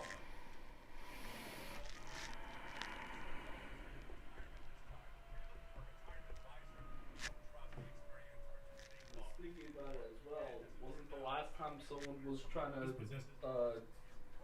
go to Biden and talk to him about the border problem after Abbott sent it to him? Exactly, yeah. Did that go wrong for them? Exactly. So Exactly. at that point. Yep.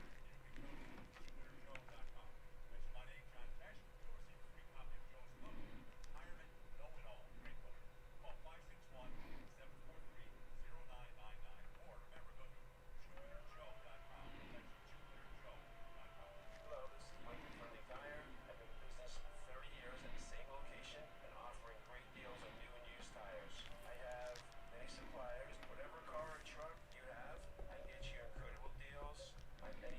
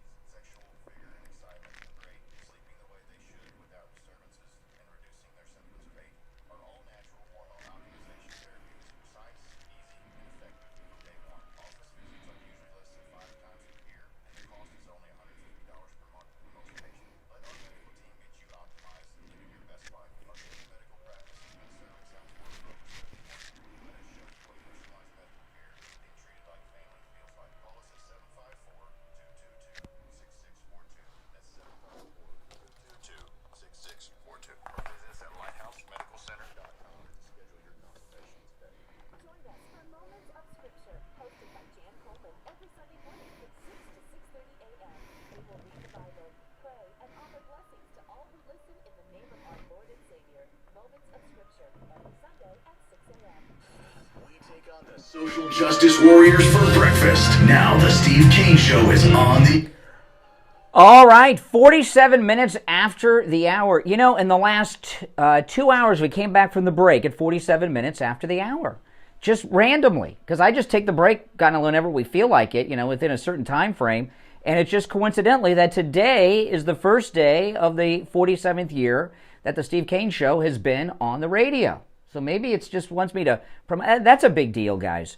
It really is. And it's amazing, actually, when you think about it. You're on the air. What's your name? Where are you calling from? Oh, hey. What happened? What'd you drop? Yeah, I dropped a pot. You dropped a pot. Oh, my goodness. Yeah. Listen, you come before the pot. Listen, I gotta say something about the humanitarian crisis on the border. Oh, yes. I want to address Renee from yesterday because I was just biting at the bit. But first, the humanitarian crisis at the border and in Chicago. I watched as all those stores in New York and Chicago were looted by mobs. Target was looted by mobs. All the merchandise was taken out of the store. There was no control. Everyone ran into all these retail stores that are shutting down all over major big cities in this country because they can't stay in business when they're losing their merchandise. And the Black Lives Matter said this was a form of reparations. That came out of Chicago, the ex-mayor. Mm-hmm. What you see on the border is the same chaos that you saw in the retail stores, but instead of that, they're raiding the Treasury of the United States. They are taking money out of the pockets of American people that work their whole lives paying taxes and for Social Security and disabilities and every other thing. Americans paying tax money going into our Treasury. These people coming over the border are just the same as those guys running into 7-Eleven, the merchandise and running into... And, you know, and it's interesting, in Chicago, they're worried about a couple plane loads. I don't know how many they get on a plane, but maybe, let's just say 1,000, you know, they're flying into Chicago, which is probably not as many, but 1,000. They're in a panic over 1,000. There are millions coming into Texas and Arizona, and they're supposed to just suck that up, and it's supposed to be okay for them to suck it all up? I mean, I'm sucking it. It's inconvenient for the cities to take all these people on, but it's a fact that they're raiding our money. And this is to Renee. Renee, when I see these people that you called me weak and you called Brian weak and all white people weak, when I see all these people coming over the border, I'm looking at that thing, and I'm a senior citizen now, Renee. I'm trying to figure out. Are these doctors and lawyers coming over the border? Are these medical people? Yeah, exactly. RNs? Are they RNs? In other words, when I go for my Medicare or Medicaid, whatever, my Medicare, I don't want to see my stuff getting cut because I've been paying my whole life into this. But when you start pilfering, when you start having these people coming in, freeloading on the United States, yeah. Who the hell do you think's paying? Well, you know, I want you to think about this. Every single person that comes over the border, there's a lot being made that California is going to give them health care. They already have free health care. The emergency rooms are free clinics for the illegals and their entire families. And that's the way it is. They get no bill, and the hospitals get reimbursed by the government. Listen, we're a nation of immigrants, but you have to have controlled immigration. Just like when you have a department store, you have controlled customers. You ever see on Christmas where they only let a certain amount of people in because they don't want a fire hazard, they don't want people stealing. There's a lot of reasons for it, but you got capacity. You got capacity everywhere, including the United States of America. There is a thing called capacity, and right now, financially, the way we're in, the shape we're in right now, we can't take into this country, and I don't care what the hell color they are. Well, you know, this is, you know, what you're talking about here. See, this is the problem the Democrats are having. You know, it might seem kind of generic, you know, what Richie's talking about, tax law. Blacks in Chicago have been staging protest against the illegals. They're going to go to the Democrat convention and protest, and the reason they are is because of all the free stuff they're getting. It's a big deal in the black community. It's a big deal that these illegals are getting all this free stuff. It's ticking them off. Renee try to pit black against white. No, Renee, black Americans are Americans. People coming in from the border states just freeloading on us are sucking the treasury and the money out of the... You know, I did on my YouTube live show, which I take live calls just like this. You guys should listen to that. You know, Brian Craig Show on YouTube. I got a call from a lady who's a cashier at a grocery store in Texas, and she's about 5 hours north of the border, and she said her grocery line is filled with illegals with EBT cards. They get $600 a month each, and they're apparently they're refilled every month. And you got 4 or 5 people. That adds up. It's a lot of money. It's a lot of money. And he had asked you a question when I was looking at the blockers on New Year's Eve in the streets of New York. They're laying on the side of the sidewalk. Where the hell you think? If you go, not even New Year's Eve, you just take a look in front of those hotels. They're all over downtown Manhattan right now, all over the place. They don't have jobs. They're not working. Thank God, because they'd be taking jobs away from American people. The office buildings in New York are basically empty. New York is going totally broke. And but you know, I'll tell you, Richie, I'm not angry at the illegals that are coming here to retire. I mean, how can you blame them? I'm angry at the Democrats for organizing it. Exactly. And like I told you before, they actually, in Africa, they actually have travel agencies booking how to get into America, giving them airfare. They're paying for it, actually. Airfare, bus trip, right to the border, and instructions on how to get into this country. And suck our money right into the toilet. That's right. That's right. And people like Renee, you gotta be the dumbest human being ever. It's not a thing, you dumbass. Yeah. All right, Richie's pretty upset. I don't know. I gotta dump that. Can you say that? I don't know. Let me dump that just to be on the safe side. I don't know what the rules are anymore. You know, just to be safe. I think that was okay, but I'm not sure. So I was dumping it just to be. If you listen online, you get to hear it live. You know, you get to hear that live. You know, the thing about what's going on at the southern border. Okay. This is what's going on, as it's going to get worse as the year goes on. You know, when Trump firms up the nomination, that's when it's going to go nuts. What's going on at the southern border is simple. The Democrats, their goal is to turn Texas blue. They've been working on it for years. You know, Texas used to be a safe Democrat state, and it's very Republican right now. It still is.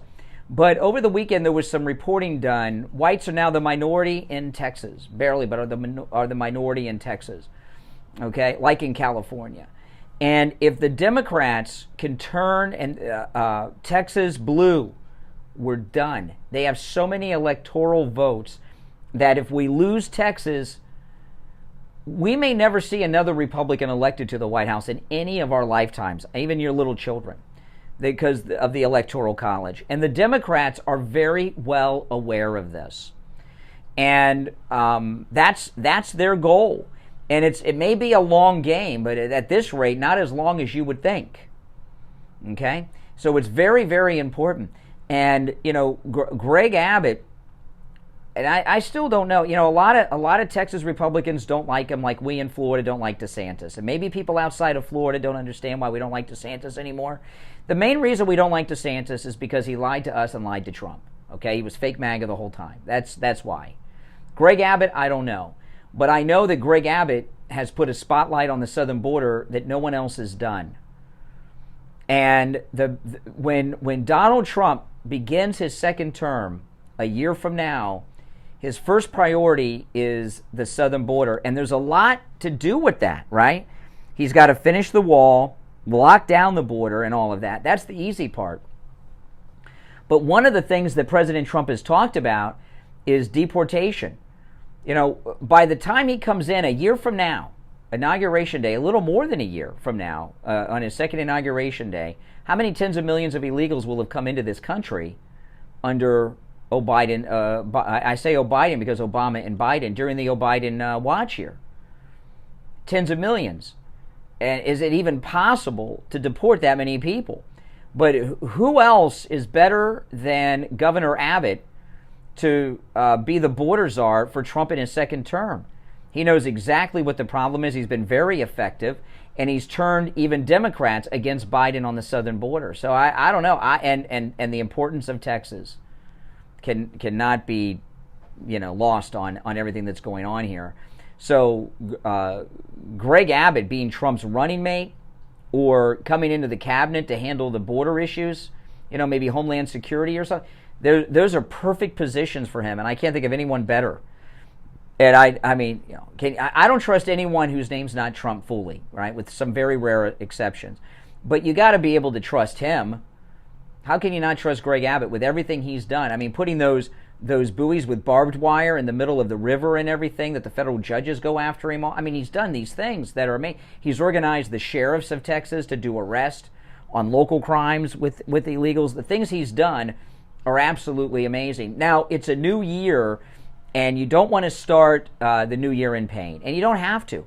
Go see Dr. Appleton. Take advantage of his laser away pain treatment. It works. He rid me of pain 5 times. He can do the same for you. Yesterday, I was cleaning out the garage again. Every couple of months, I go through the garage and clean it out. And I spent Saturday and Monday morning cleaning out the garage because it was bulk trash day yesterday. And if there's something in the garage I haven't used in 6 months, it goes in the garbage, except for my generator, right, for the hurricanes. I couldn't do that before because I was in so much pain between my shoulder, my knee, my arthritis. And my garage was really piling up. Now every couple of months I clean it out like no problem. Go up on the roof, clean off the gutters and everything. No, I couldn't do that before. But now I'm pain-free thanks to Dr. Appleton. Start the new year without pain. Appointments are not necessary and walk-ins are welcome even on Saturdays. Give him a call, 954-973-0710. 954-973-0710. That's 954-973-0710. And online, AppletonCairo.com. Make sure you tell him you heard about him on the radio. 954-973-0710. And say bye-bye to your pain. All right, 2 hours down, 1 to go. Steve will be joining us in the next hour as we begin the 47th year of the Steve Kane Show, broadcasting on the radio, the longest-running radio show in the state of Florida by far. No one's ever going to catch this record. And I believe the longest-running radio show in America. I really do believe that. With the same host? Come on. How can that be? How can we not be the longest in the country? All right, we'll take our break for the top. Be back. Steve Kane will be joining us, and your calls after this. WWNN Pompano Beach, WIRK HD3.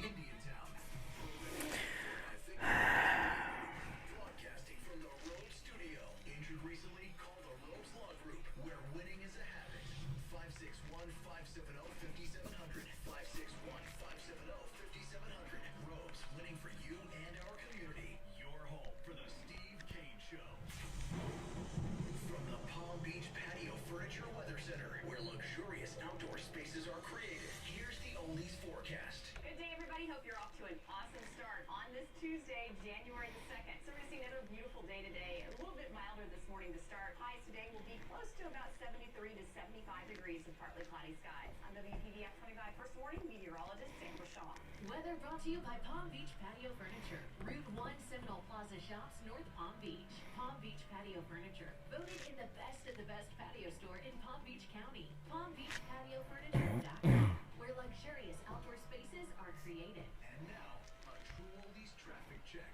Brought to you by the Palm Beach Kennel Club. I-95 North Palm Beach, American Plans, multi-vehicle crash with on right block. You can see the vehicles off to the right shoulder, 95 east side, approaching 45 Beach Boulevard. Now to the northbound side of the turnpike, passing over Cochise Boulevard. And we also have a minor multi-vehicle crash on the southbound side of Palm Beach Boulevard, just past Spencer Drive.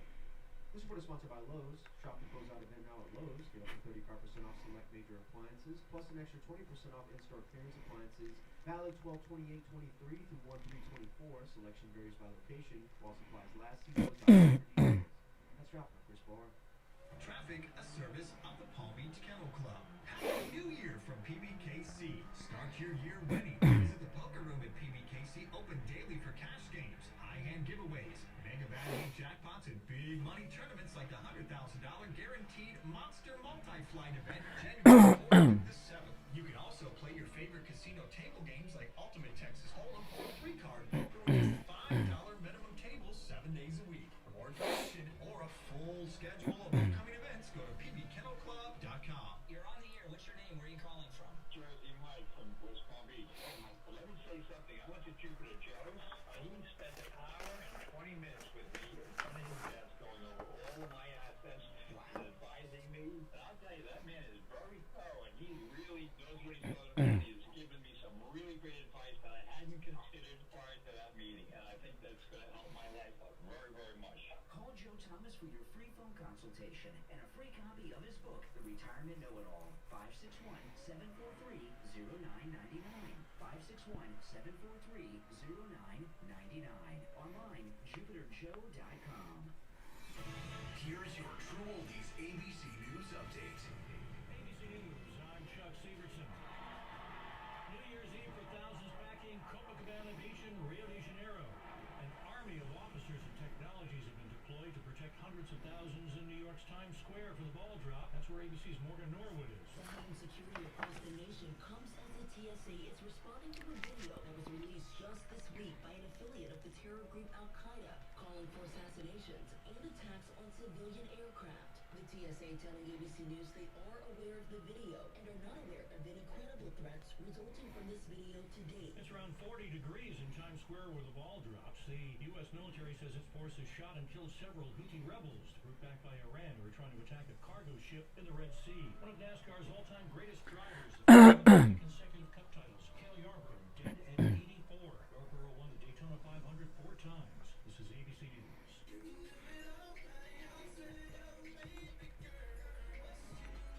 Gosh darn it.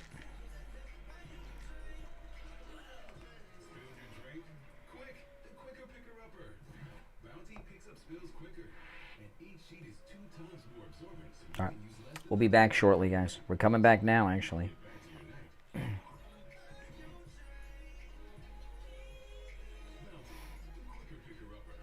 the air since 1977, it's the Steve Kane Show with Brian Craig. All right, 4 minutes after the hour, I'm Brian. Steve joining us as we celebrate the first day of the 47th year of the Steve Kane Show on the radio airwaves of Florida. Oh, my goodness, Steve. Who would have thought? Oh, my goodness. I tell you, 47 years. It's amazing. It's amazing. I know. I can't believe. Like only yesterday. I know. I can't believe 47 years. I haven't been here for all of it, but a lot of it. All right, well, a lot is happening. A lot is going on, and there's certainly some things that are needing to be discussed. But I just want to mention one thing completely unrelated to everything that's important. But Letitia James has another case. She's bringing Wayne LaPierre from the NRA to trial.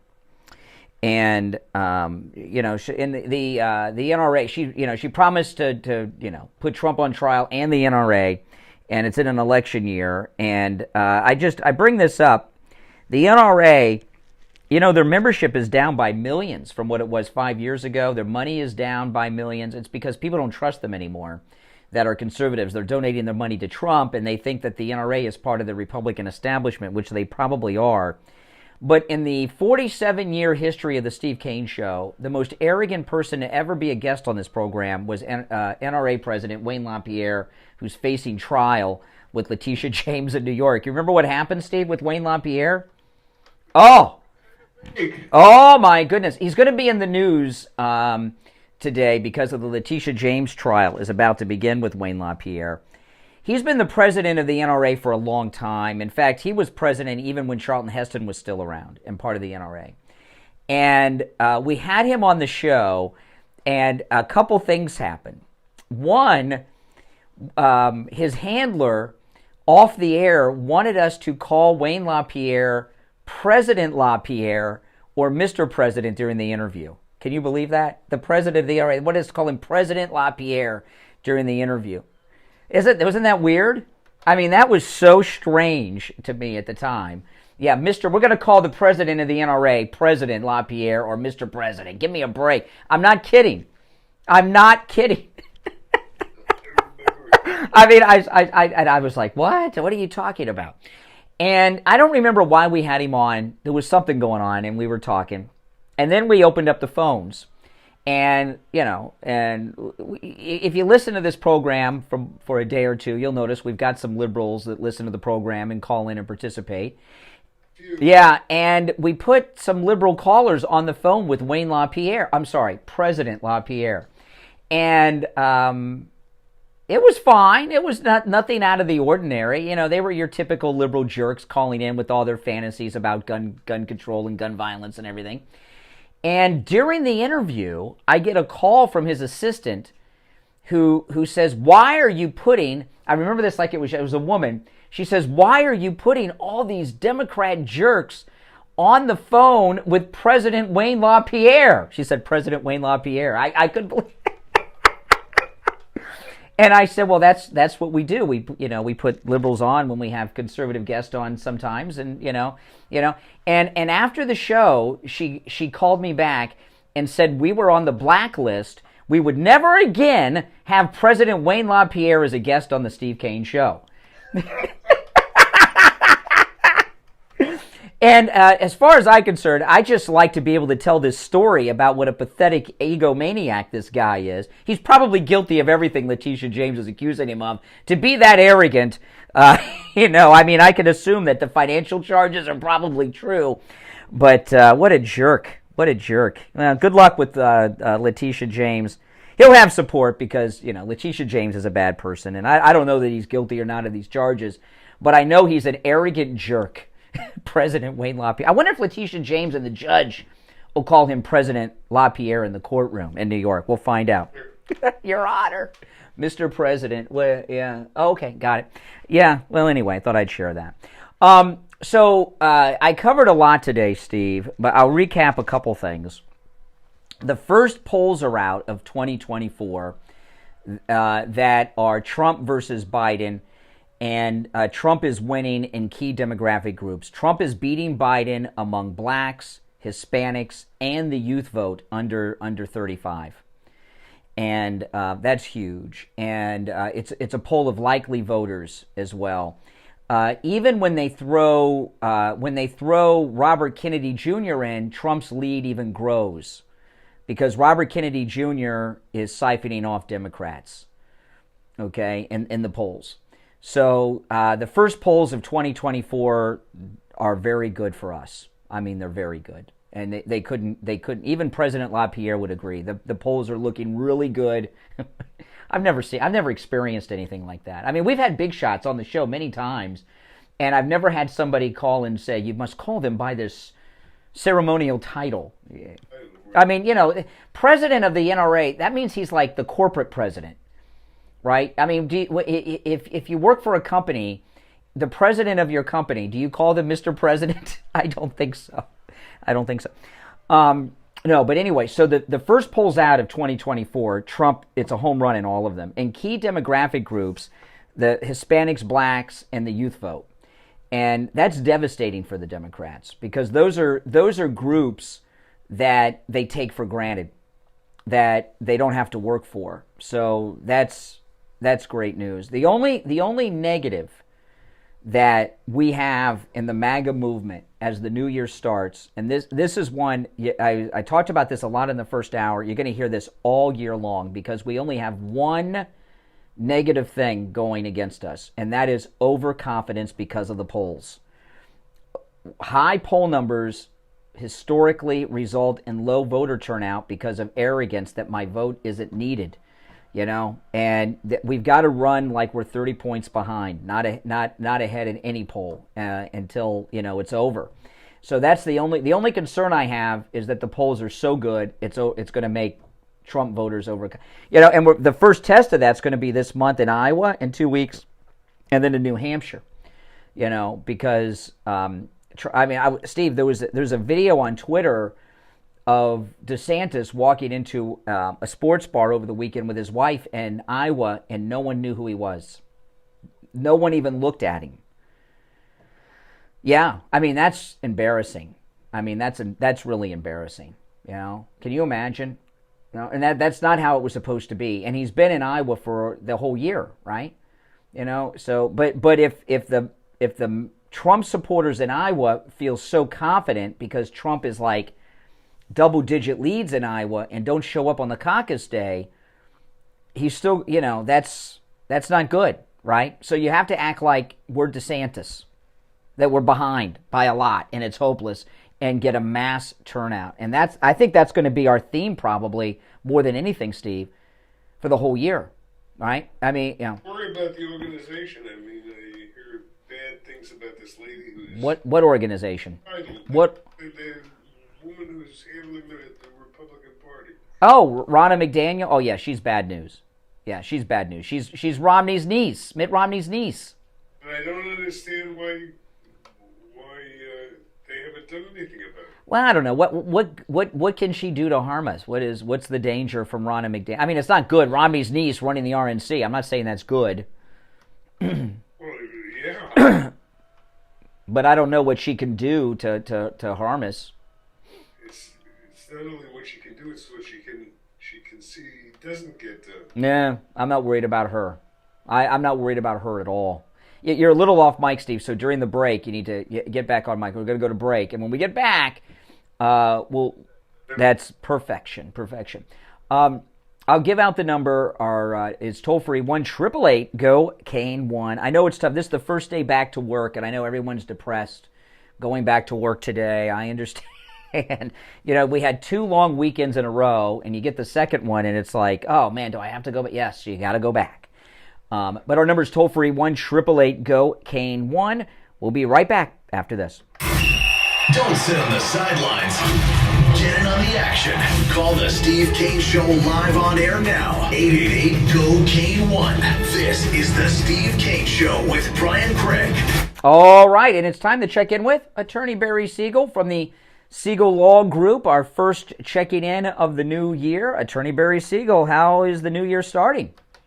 So far, it's starting very well. Happy New Year to both of you. Thank you. Everyone out there listening, and hope everyone had a safe celebration, and wish everyone a happy, healthy, prosperous New Year. Absolutely. And it's time to get to work and time to get things done.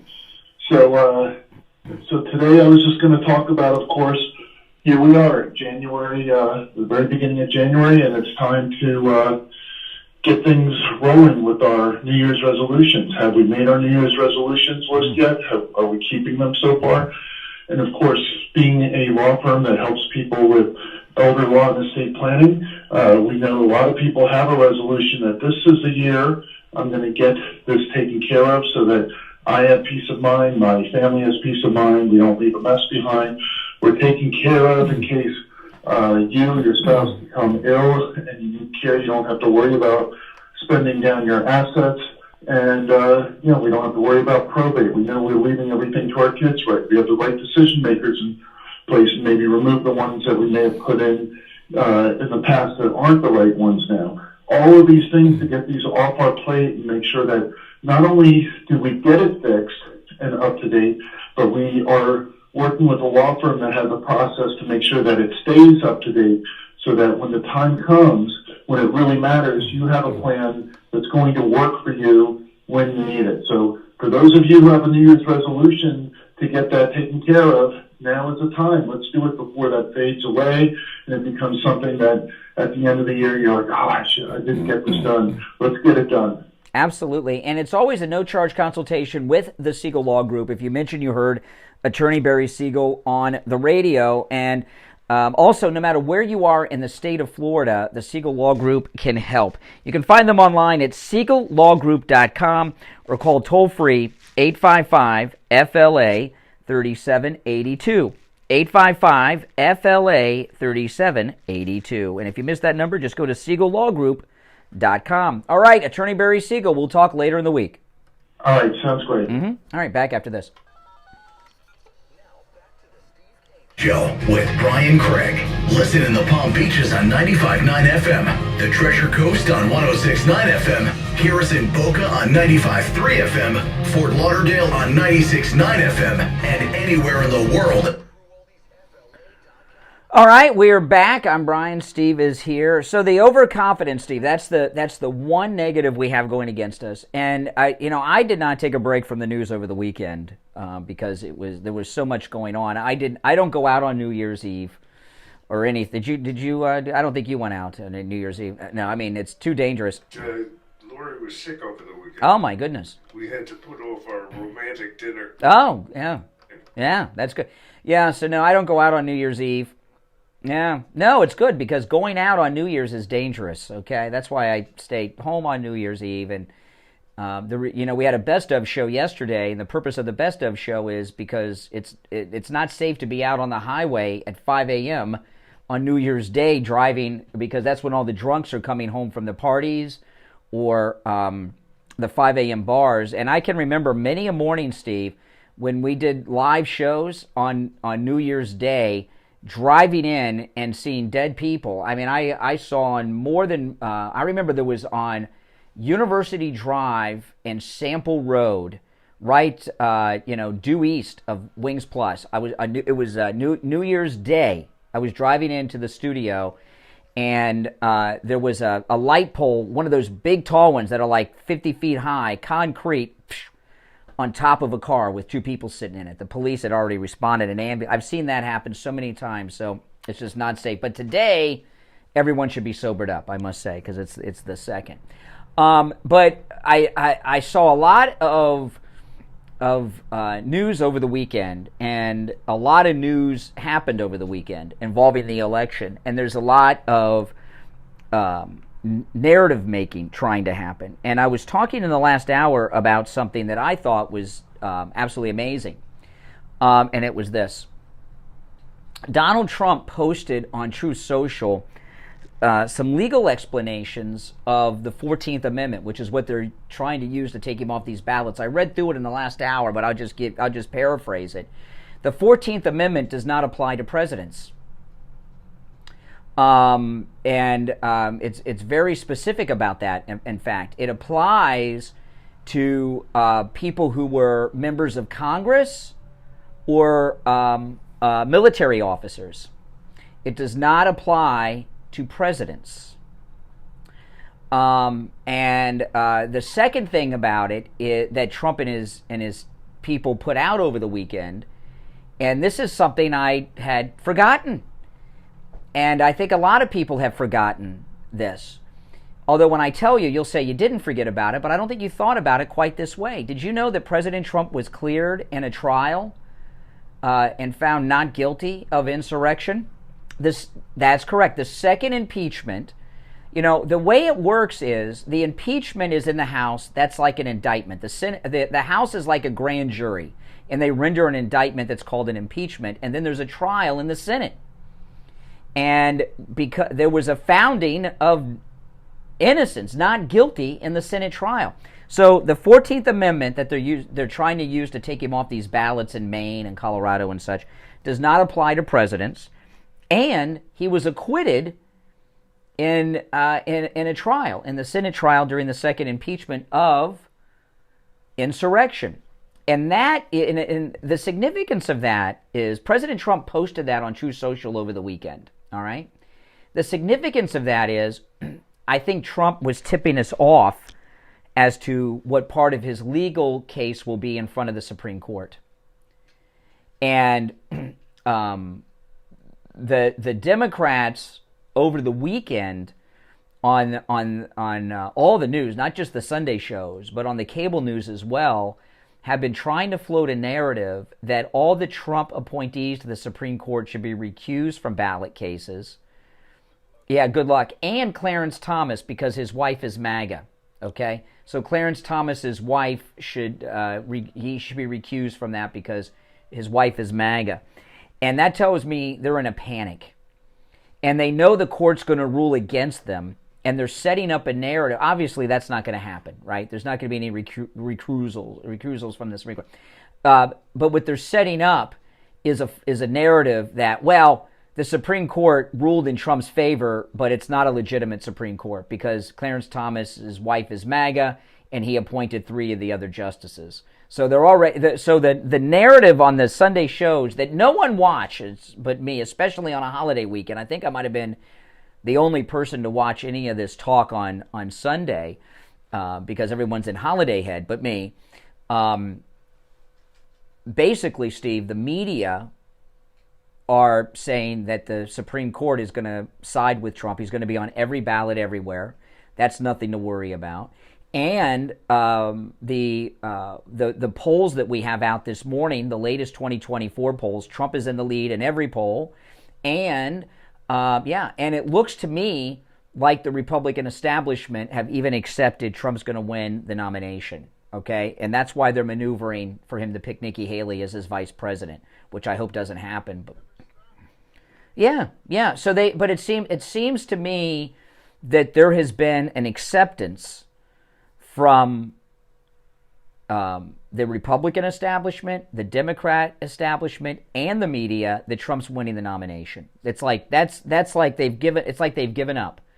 They've accepted that the Supreme Court is going to. Before his resignation, they seem resigned to the fact that they're going to have to face Trump. Yeah, that's right. And now what that means is all the troubles we have in the country, in particular the southern border, are going to be amped up. The closer we get to the election in November, which is just months away now, right? I mean, we're months away, less than a year away from Election Day, right?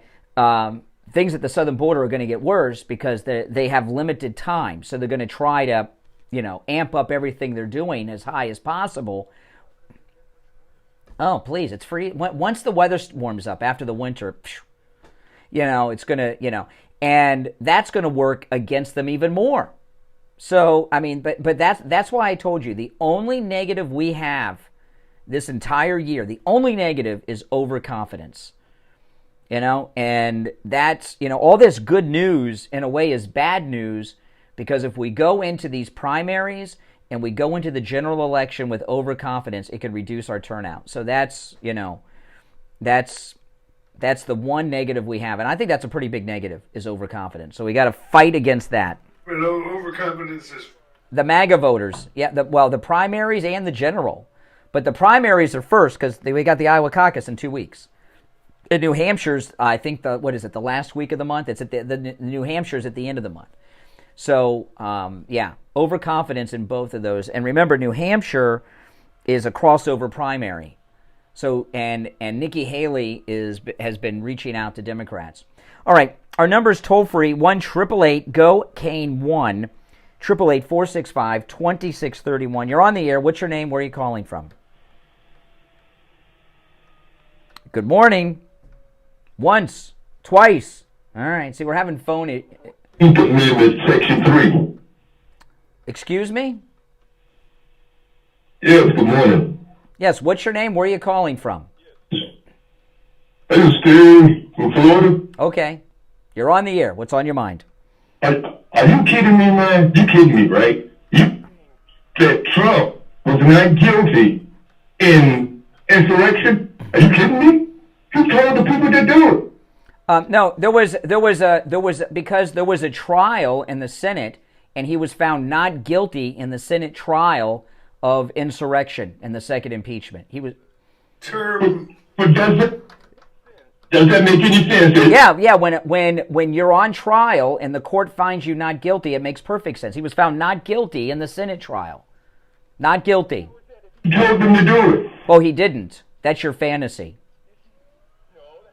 But it doesn't matter. I mean, like O.J. Simpson, if he today said, I killed Ron and Nicole, they couldn't do anything because he was found not guilty. It doesn't matter. The court said not guilty. O.J. didn't do it. Trump didn't do it. Oh, yeah, Trump did do it. And on top of that, it says no. Yeah, but when someone's found not guilty in a trial, that's what the United Negro College Fund. He was a president at the time that he... Yeah, but he was found not guilty in the trial. Are you kidding me? No. People to do stuff, and then you...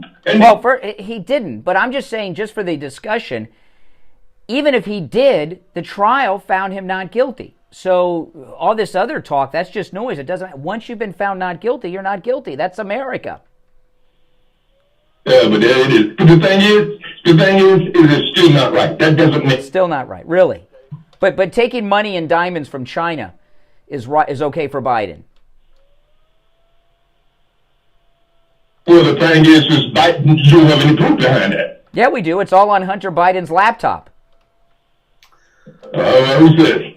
Now you can't understand what he's saying. That's just you trying to blame Biden for. Did he just call me a Jew, Steve? Just like Jew. It sounded like. Listen, that's just you trying. Yeah, there he said it again. He said Jew. I said you, man. You. Okay. You first accusing Biden, saying that, okay, he did this, he did that. No. I didn't say Biden did that. His son, who he said is the smartest man he knows, Hunter Biden said that he took money in a diamond from China. Hunter Biden says that, not me. I'm just sharing what Hunter Biden has said. Joe's junkie kid. Guilty, right? You saying he's guilty, right? No. Hunter Biden says his father's guilty. Okay, but my point is Trump guilty. Yeah, but you're not his son, and he was found not guilty by the Senate. All right, take care. Oh my goodness, starting the new year off on a bad foot here, Steve, with some of these calls today. I'm getting headaches. All right, we'll be right back. Making morning radio great again. I think you're gonna really love it.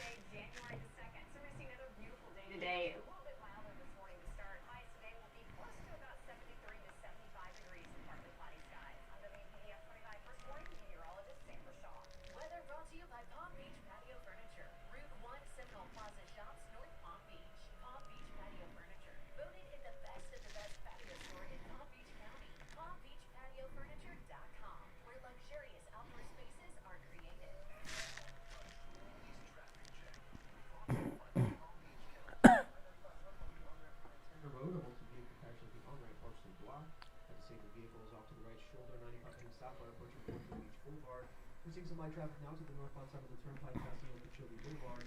And we also have a minor multi-vehicle crash on the southbound side of Palm Beach Lakes Boulevard, past Spencer Drive. This report is sponsored by Lowe's. Shop the closeout event now at Lowe's. Go for 35% off select major appliances, plus an extra 20% off in-store appearance appliances. Valid 12/28/23 to 1/3/24. Selection varies by location. While supplies last, see Lowe's.com for details. Let's drop it, Chris Barr. Traffic, a service of the Palm Beach Kennel Club. It's showtime in the Paddock Restaurant at PBKC. Check out the exciting 2024 lineup with fabulous dinner shows like Yellow Brick Road, a tribute to Elton John on January 20th, Portrait of Aretha, Chris McDonald's Valentine's Day Dinner, the Neil Diamond Experience, and Patty Nix. Plus comedians Harlan Williams, Joe DeVito, Adam Carolla, and Pauly Shore in April. For a full schedule and ticket information, visit pbkennelclub.com.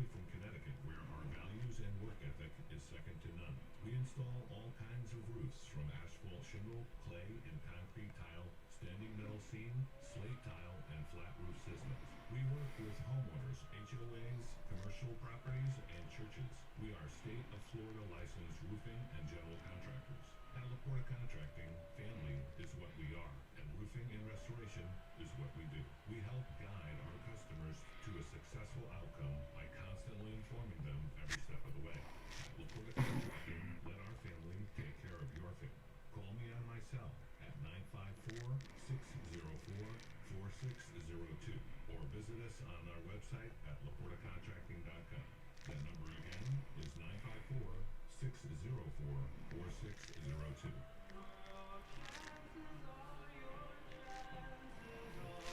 legendary Johnny Mathis is taking the stage at the Crevice Center, and we've got your tickets. Celebrating almost 70 years as a recording artist, come discover why Johnny is considered one of the most enduring vocalists in music history. Join your pal Alan Knight on Saturday from noon to 4 to win tickets to see Johnny Mathis at the Crevice Center, right here on the True Oldies Channel.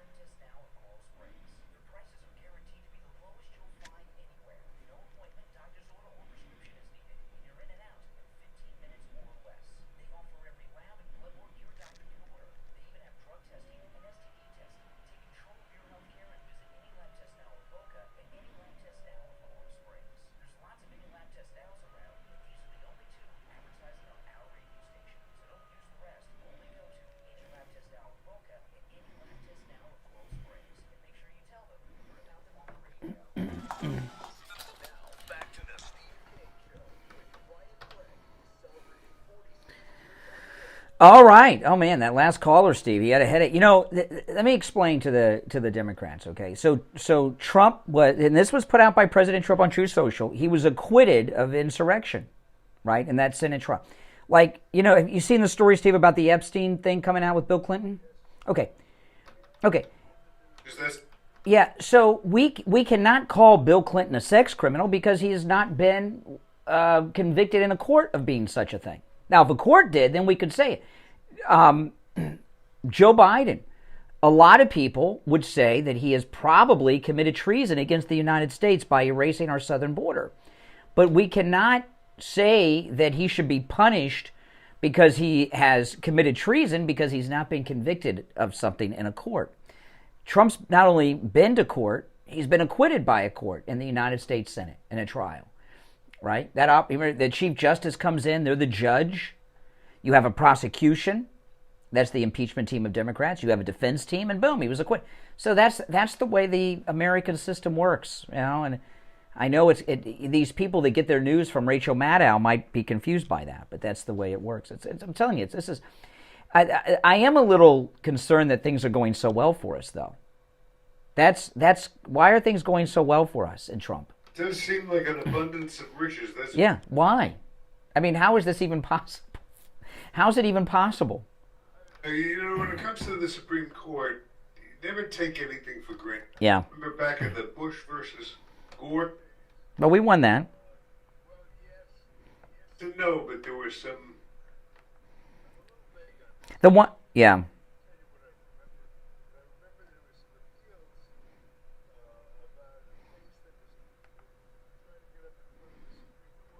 It seemed like a sure thing. Yeah. To be at that time as solid and reliable as it seems now. And yet the Supreme Court punishment, the Supreme Court in, I think it was in Texas. Yeah. Well, the thing with the Supreme Court, okay, the only things, like for example, who is the Supreme Court justice that just passed away, the first female on the Supreme Court? Sandra Day O'Connor, okay. What you have happen on the Supreme Court sometimes is a Sandra Day O'Connor. She got appointed by President Reagan, very conservative, very pro-life. And then when she got on the court, all of a sudden she became an abortion activist, right? So, and even though she was appointed by President Reagan, he was pro-life. He thought she was. She never saw an abortion case. She didn't rule in favor of the abortion. Vote that shocked me. Well, that's not the Supreme Court. And the Supreme Court in the Gore versus Bush case. I mean, I'm not a lawyer. I don't know legal stuff, but I do remember this from the Gore versus Bush case. Okay, in the Supreme Court in 2000, the Supreme Court ruled in favor of Bush in Florida, and said in the ruling something that was very weird. in the ruling that they made in Bush v. Gore in 2000, the Supreme Court said this is not a legal precedent, and this will not be used in any future cases. This is a standalone case. No, you're talking about something different. In the Supreme Court, in the Bush versus Gore case, that went to the U.S. Supreme Court, not Texas, and it was about Florida, and the Supreme Court ruled in Bush's favor and said that this is a standalone case that will not be considered in any other legal cases ever. No, this is not a legal precedent. It's not to be looked upon as that. So there's some case that they tried to use Bush v. Gore for to get to the Supreme Court, that they should have known better, because they made a big deal about that and that ruling in 2000. But the Supreme Court we have now is not Sandra Day O'Connor, okay? The court. This court, you got to think, this court is a Trump court, which means that they follow the Constitution. They follow the law. They overturned Roe v. Wade, which is huge. Who would have ever dreamed that would have happened? And they end, this is something people don't remember, even though it happened. They ended affirmative action in college admissions. I mean, those are two big things that this Trump court did. Okay, so I have every confidence that they're not going to get all activist on us and keep Trump off a ballot in Maine or Colorado. It's just not going to happen. It's not going to happen. And first off, the primaries are not regular elections. The primaries are an internal party thing. I wouldn't say a mock election, but it's pretty close to it, right? The primaries are not the real election. These are all primaries that are internal party things. So I have no concerns about him not being on every single ballot, everywhere for the primaries. Train of thought among some of the justices that they don't want to be perceived as taking sides in an election. Who's that? The Democrats, maybe. And John Roberts. I think it's some of them. No. The legal listen, Steve, Turley, who's very good on Fox, Turley on Fox. Yeah, but you got to remember with Turley, he's a Democrat. Turley is a Democrat. Okay? I know he doesn't seem like one. He's kind of like an undercover Democrat. So a lot of the analysis, most of the analysis on Fox comes either directly from Turley or second way through him, right? Because somebody's interviewed him and they're regurgitating or watched a segment. He's a Democrat. And another thing, too, is with the TV, they want to keep suspense. So what we're doing kind of goes contrary to that. We're saying, Trump tweeted this out about the 14th Amendment. It's a done deal. He's fine. The TV always wants to keep you on the edge, to keep you watching and tease you that there's a possibility of something. They want to keep you in disaster head so you'll keep watching, as opposed to us saying it's over, right? You know what I mean? So you cannot trust any of that analysis. And what makes you think? We've got 3 picks from Trump and Clarence Thomas. Out of those 3, who doesn't want to be perceived as some? I haven't heard anything from these people other than really strict conservative opinions. The only Republican up there that is a bad person is the Chief Justice, John Roberts, okay, who was appointed by George W. Bush. He's a creep. He gave us Obamacare, and he hates Trump. I get that, okay? But he's gone with the others in all of these controversial decisions. So, so no, I don't, no. You cannot trust Turley. Right, let's see what the audience... All right, 1-888-GO-CANE-1. So that's that. But as I said, the overconfident factor is the one thing we got to work on. Now, the other thing is this, okay? This story today, and this Epstein story is going to dominate the news. It's going to dominate the news. Tucker Carlson is, I think, if he hasn't done it already, will be interviewing Epstein's brother, okay? Because Tucker put something on Twitter to kind of tease that. This Epstein thing is a distraction. I don't care about the Clintons right now, okay? I just can't get myself interested in the Clintons. It's a total distraction. So that's going to consume the news cycle, and the reason it's going to consume the news cycle is because they want to connect Trump to Jeffrey Epstein, which is insane.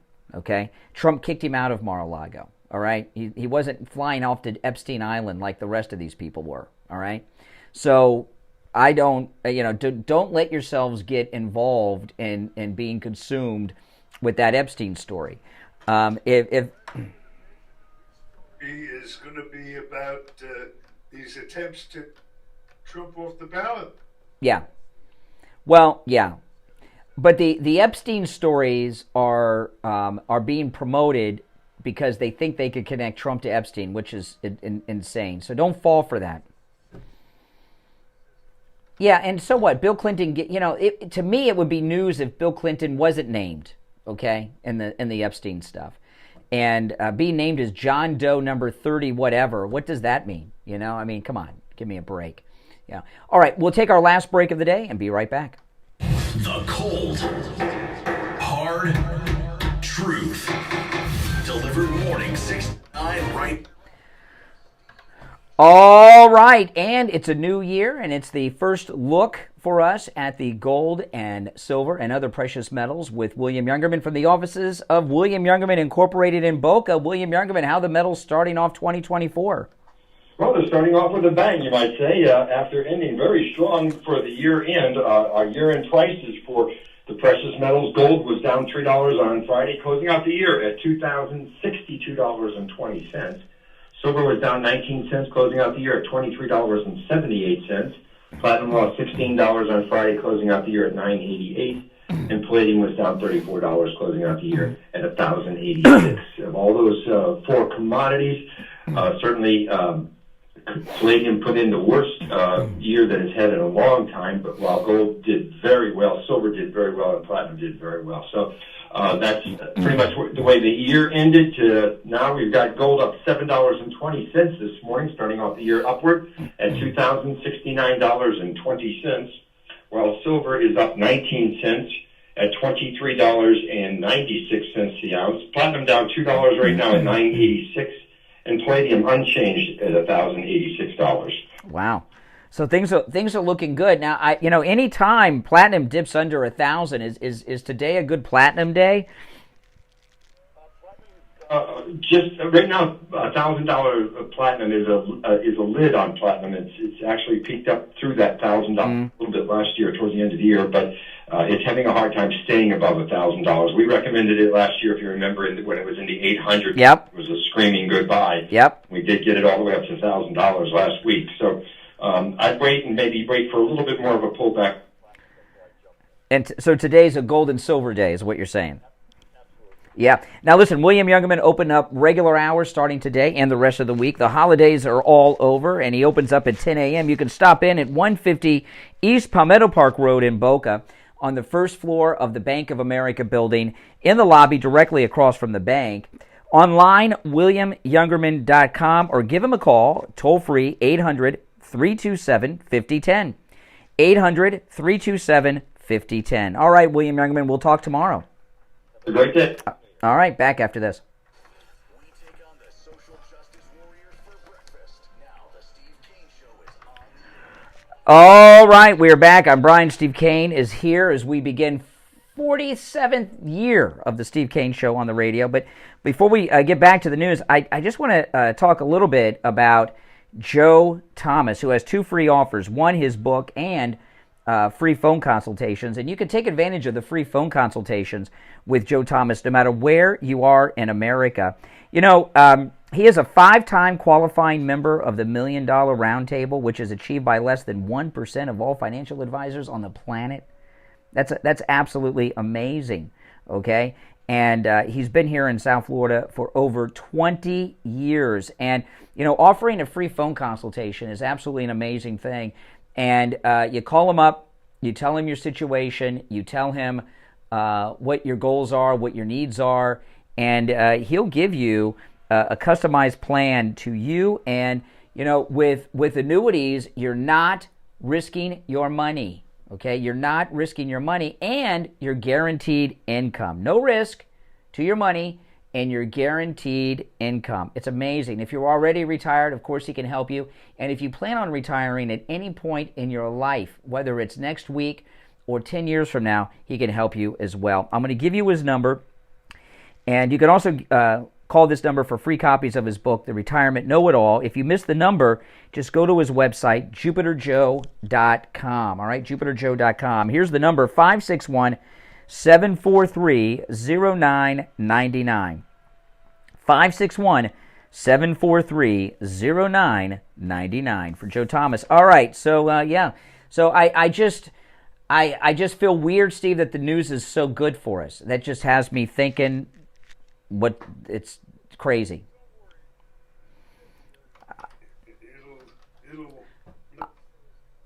I am more comfortable when we have bad things coming, and it's just too much good coming. That's why I'm wondering, what are we being set up here? What's going on? You know, like the polls are in the first polls of 2024. Trump is ahead in every one, and I'm not talking about the primary. I'm talking about Trump versus Biden, even the 3 race with Bobby Kennedy. And I'm like, why would the liberal fake news media release as the first polls of the year Trump ahead in every poll? It just and the among blacks, Hispanics, Gen Z, it seems very strange. All right, let's take some calls. 1-888-GO-CANE1. I'm not saying it's not true. It just has me paranoid, I guess. You're on the air. What's your name? Where are you calling from? Brian from Deerfield. Hey, Brian. Hey, happy to see you guys. Yeah, you know, Brian, you look at this news coming out with the fracturing in Biden's base here, and I agree the news couldn't get much better, but we've just got to keep this momentum going forward. And I'm not sure that this miserable 3 years we've had under Biden with the electorate isn't going to be forgotten when we go to the polls. I mean, we've had a miserable 3 years under this guy, and a lot of people have suffered dramatically with him. I think carry over to the turnout in the polls. I really do. You know, this is becoming a vote, I think, of anger. And I think a lot of people in the Democratic Party... It's anger, but it's also fear. People are starting to get scared of what lies ahead in the immediate future. And people get scared, they get crazy. Well, fear is a great motivator, you know. And I think we're starting to see that. With RFK even in the race, too, and he's still deteriorating. We just got to keep this up. And I got to tell you, you know, talk radio again, I think is going to be in the forefront of this, discussing all these things and keeping our foot to the pedal and the rallies. We just got to keep. Well, you know, this is. I was talking in the first hour. This is an interesting thing, okay? Because the rallies are going to. Trump hasn't been doing rallies. He's been doing smaller venues, and what the media have been saying is not true. Oh, he can't fill up rallies anymore. No, in these primary states, he's doing smaller venues so that he can meet as many of the primary voters and shake their hands as possible, because that he's trying to build a personal connection, like knocking on doors, you know, and that's why he's doing this. But here we are. We're 2 weeks away from Iowa, like 3.5 weeks away from New Hampshire. Trump is going to be doing like nonstop events in Iowa and then in New Hampshire. How much media coverage is he going to get, right? Will Fox News cover this or have a blackout on the speeches? They're going to do the very minimal. They're going to do the very minimal. Right Side Broadcasting and that will carry them all. Yeah, but those people have already decided.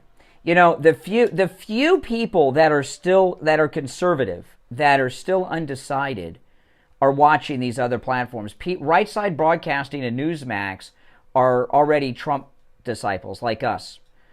You know, and them not Fox News not carrying these events is it's journalistic malpractice, and it really angers me. It is, yeah. That whole outfit in Fox, they took a U-turn here, and they just haven't come back. I don't know. Well, this thing I was telling Steve about earlier, Steve, where when DeSantis went into this sports bar with his wife, no one even looked at him.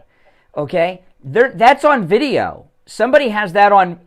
It's on my Twitter. You guys go to my Twitter, Brian Craig Show on Twitter, and somebody filmed that. And maybe Trump's campaign has someone following DeSantis around. Steve, it was like you and I walked into a sports bar in Iowa. We may be famous at Wings Plus, but they don't know who we are in Iowa, right? And he's been there. Well, you never know. But, Steve, he walked into the sports bar with his wife, and he's got an entourage. No one even looked at him. They didn't even know. They just thought it was like, oh, you got a big group. How many seats do you need, sir, at this table? I'm not kidding. Why that? Humiliating that is for him. Oh, and that video is very good video. It's high-quality video. That should be all over the news today. If Trump walked into a place and no one recognized him or looked at him, that's all the media would talk about. Yeah. But isn't this a final sign to DeSantis that it's over? I mean, how much more do you have to know? He's not sane. DeSantis is not a sane person. He's not. Yeah, and he's been in Iowa the whole year. He said every county in Iowa. Yeah. Damn bit of good. And not only that, he's got he's wearing that sweater vest that has his name on, Ron DeSantis, governor of Florida, on it, and it's huge. And still, no. Well, it's a sad commentary. Trump's dominating as usual. There is another theory. There's another theory to that it's not that they didn't recognize him and his wife, that it was a silent protest. But I doubt it. I think they did. I just think they didn't notice. Yeah, well, he's not really charismatic, I mean, good job running this state of governor, but on the national stage, as far as charisma, he's kind of. He doesn't electrify a venue when he goes into it. He did when before he betrayed Trump, and he was fake MAGA, because that's what he was. And I was with him over at Wings Plus. When he came out at Wings Plus, this was before the betrayal. Everyone went nuts. Everyone went nuts. Okay, and the people inside Wings Plus paid a lot. They were donors, paid a lot of money to get close to him. And now and this thing in Iowa, I don't feel bad for the guy. He's a liar, and he's a jerk, and he's a terrible person, Ron DeSantis. But the fact that the media don't cover it, like last week they had the Trump family Christmas card, and Melania wasn't in it. All the media ran, there's marital trouble. Then and Melania's mother's in the hospital, very ill in Miami. She spent Christmas with her mom in the hospital. That's why she wasn't in the Christmas card. The media, though, ran that story for about 3 days before it was, and they never corrected it or apologized for it. This thing that happened with Ron DeSantis, this is a slow news period. The news are dying for news.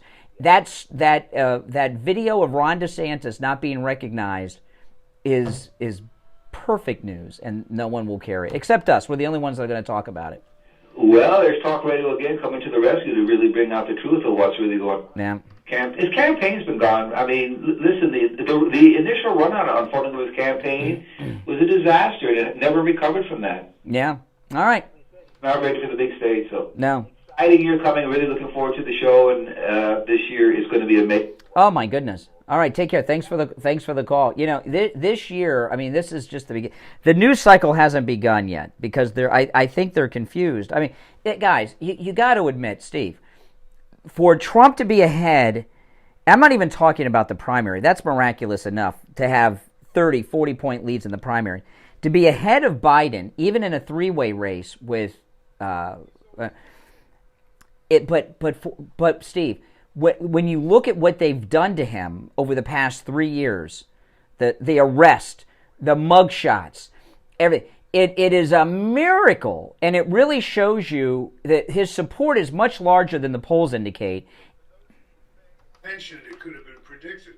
No, not like this. Not like this. His support. You miss what I said about my daughter in L.A. at the hair salon? Okay, probably. It was right before you came on. I'll just mention it real quick again because I told the whole thing earlier. But my daughter went to a black hair salon in L.A. on Friday, and all the women in the salon were praising Trump. There were no white people around. It was all black women. They were praising Trump. In particular, the owner of the black hair salon in Los Angeles. She said she was making more money when Trump was president. She wants him back.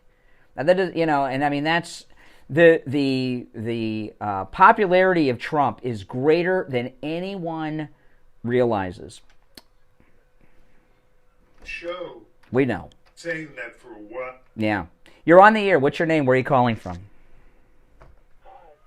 Steve from Chicago. Hey, Steve. Hey, Steve, what's up? Hi. Well, I was just, I keep worrying about all the gotaways and everything, and if, how is he going to get all the gotaways? I worry about that myself. It seems like a job that is going to be more than a challenge, even for someone like Trump. Well, I mean, listen, you're not going to catch them all. I mean, you can't catch every fish in the pond, but if you cut off the EBT food stamp cards, you cut off the Obama phones, you cut off the free housing, you cut off the free health care, a lot of them will self-deport when they can't live here and can't be retired anymore. Actually, it's a very, very wise thing that you just said. I understand. That's kind of cool. Yeah. Steve, we share the same first name and the same thing about worrying about this deportation thing. I think that's cool. Wow, to share a name as rare as Steve is absolutely amazing.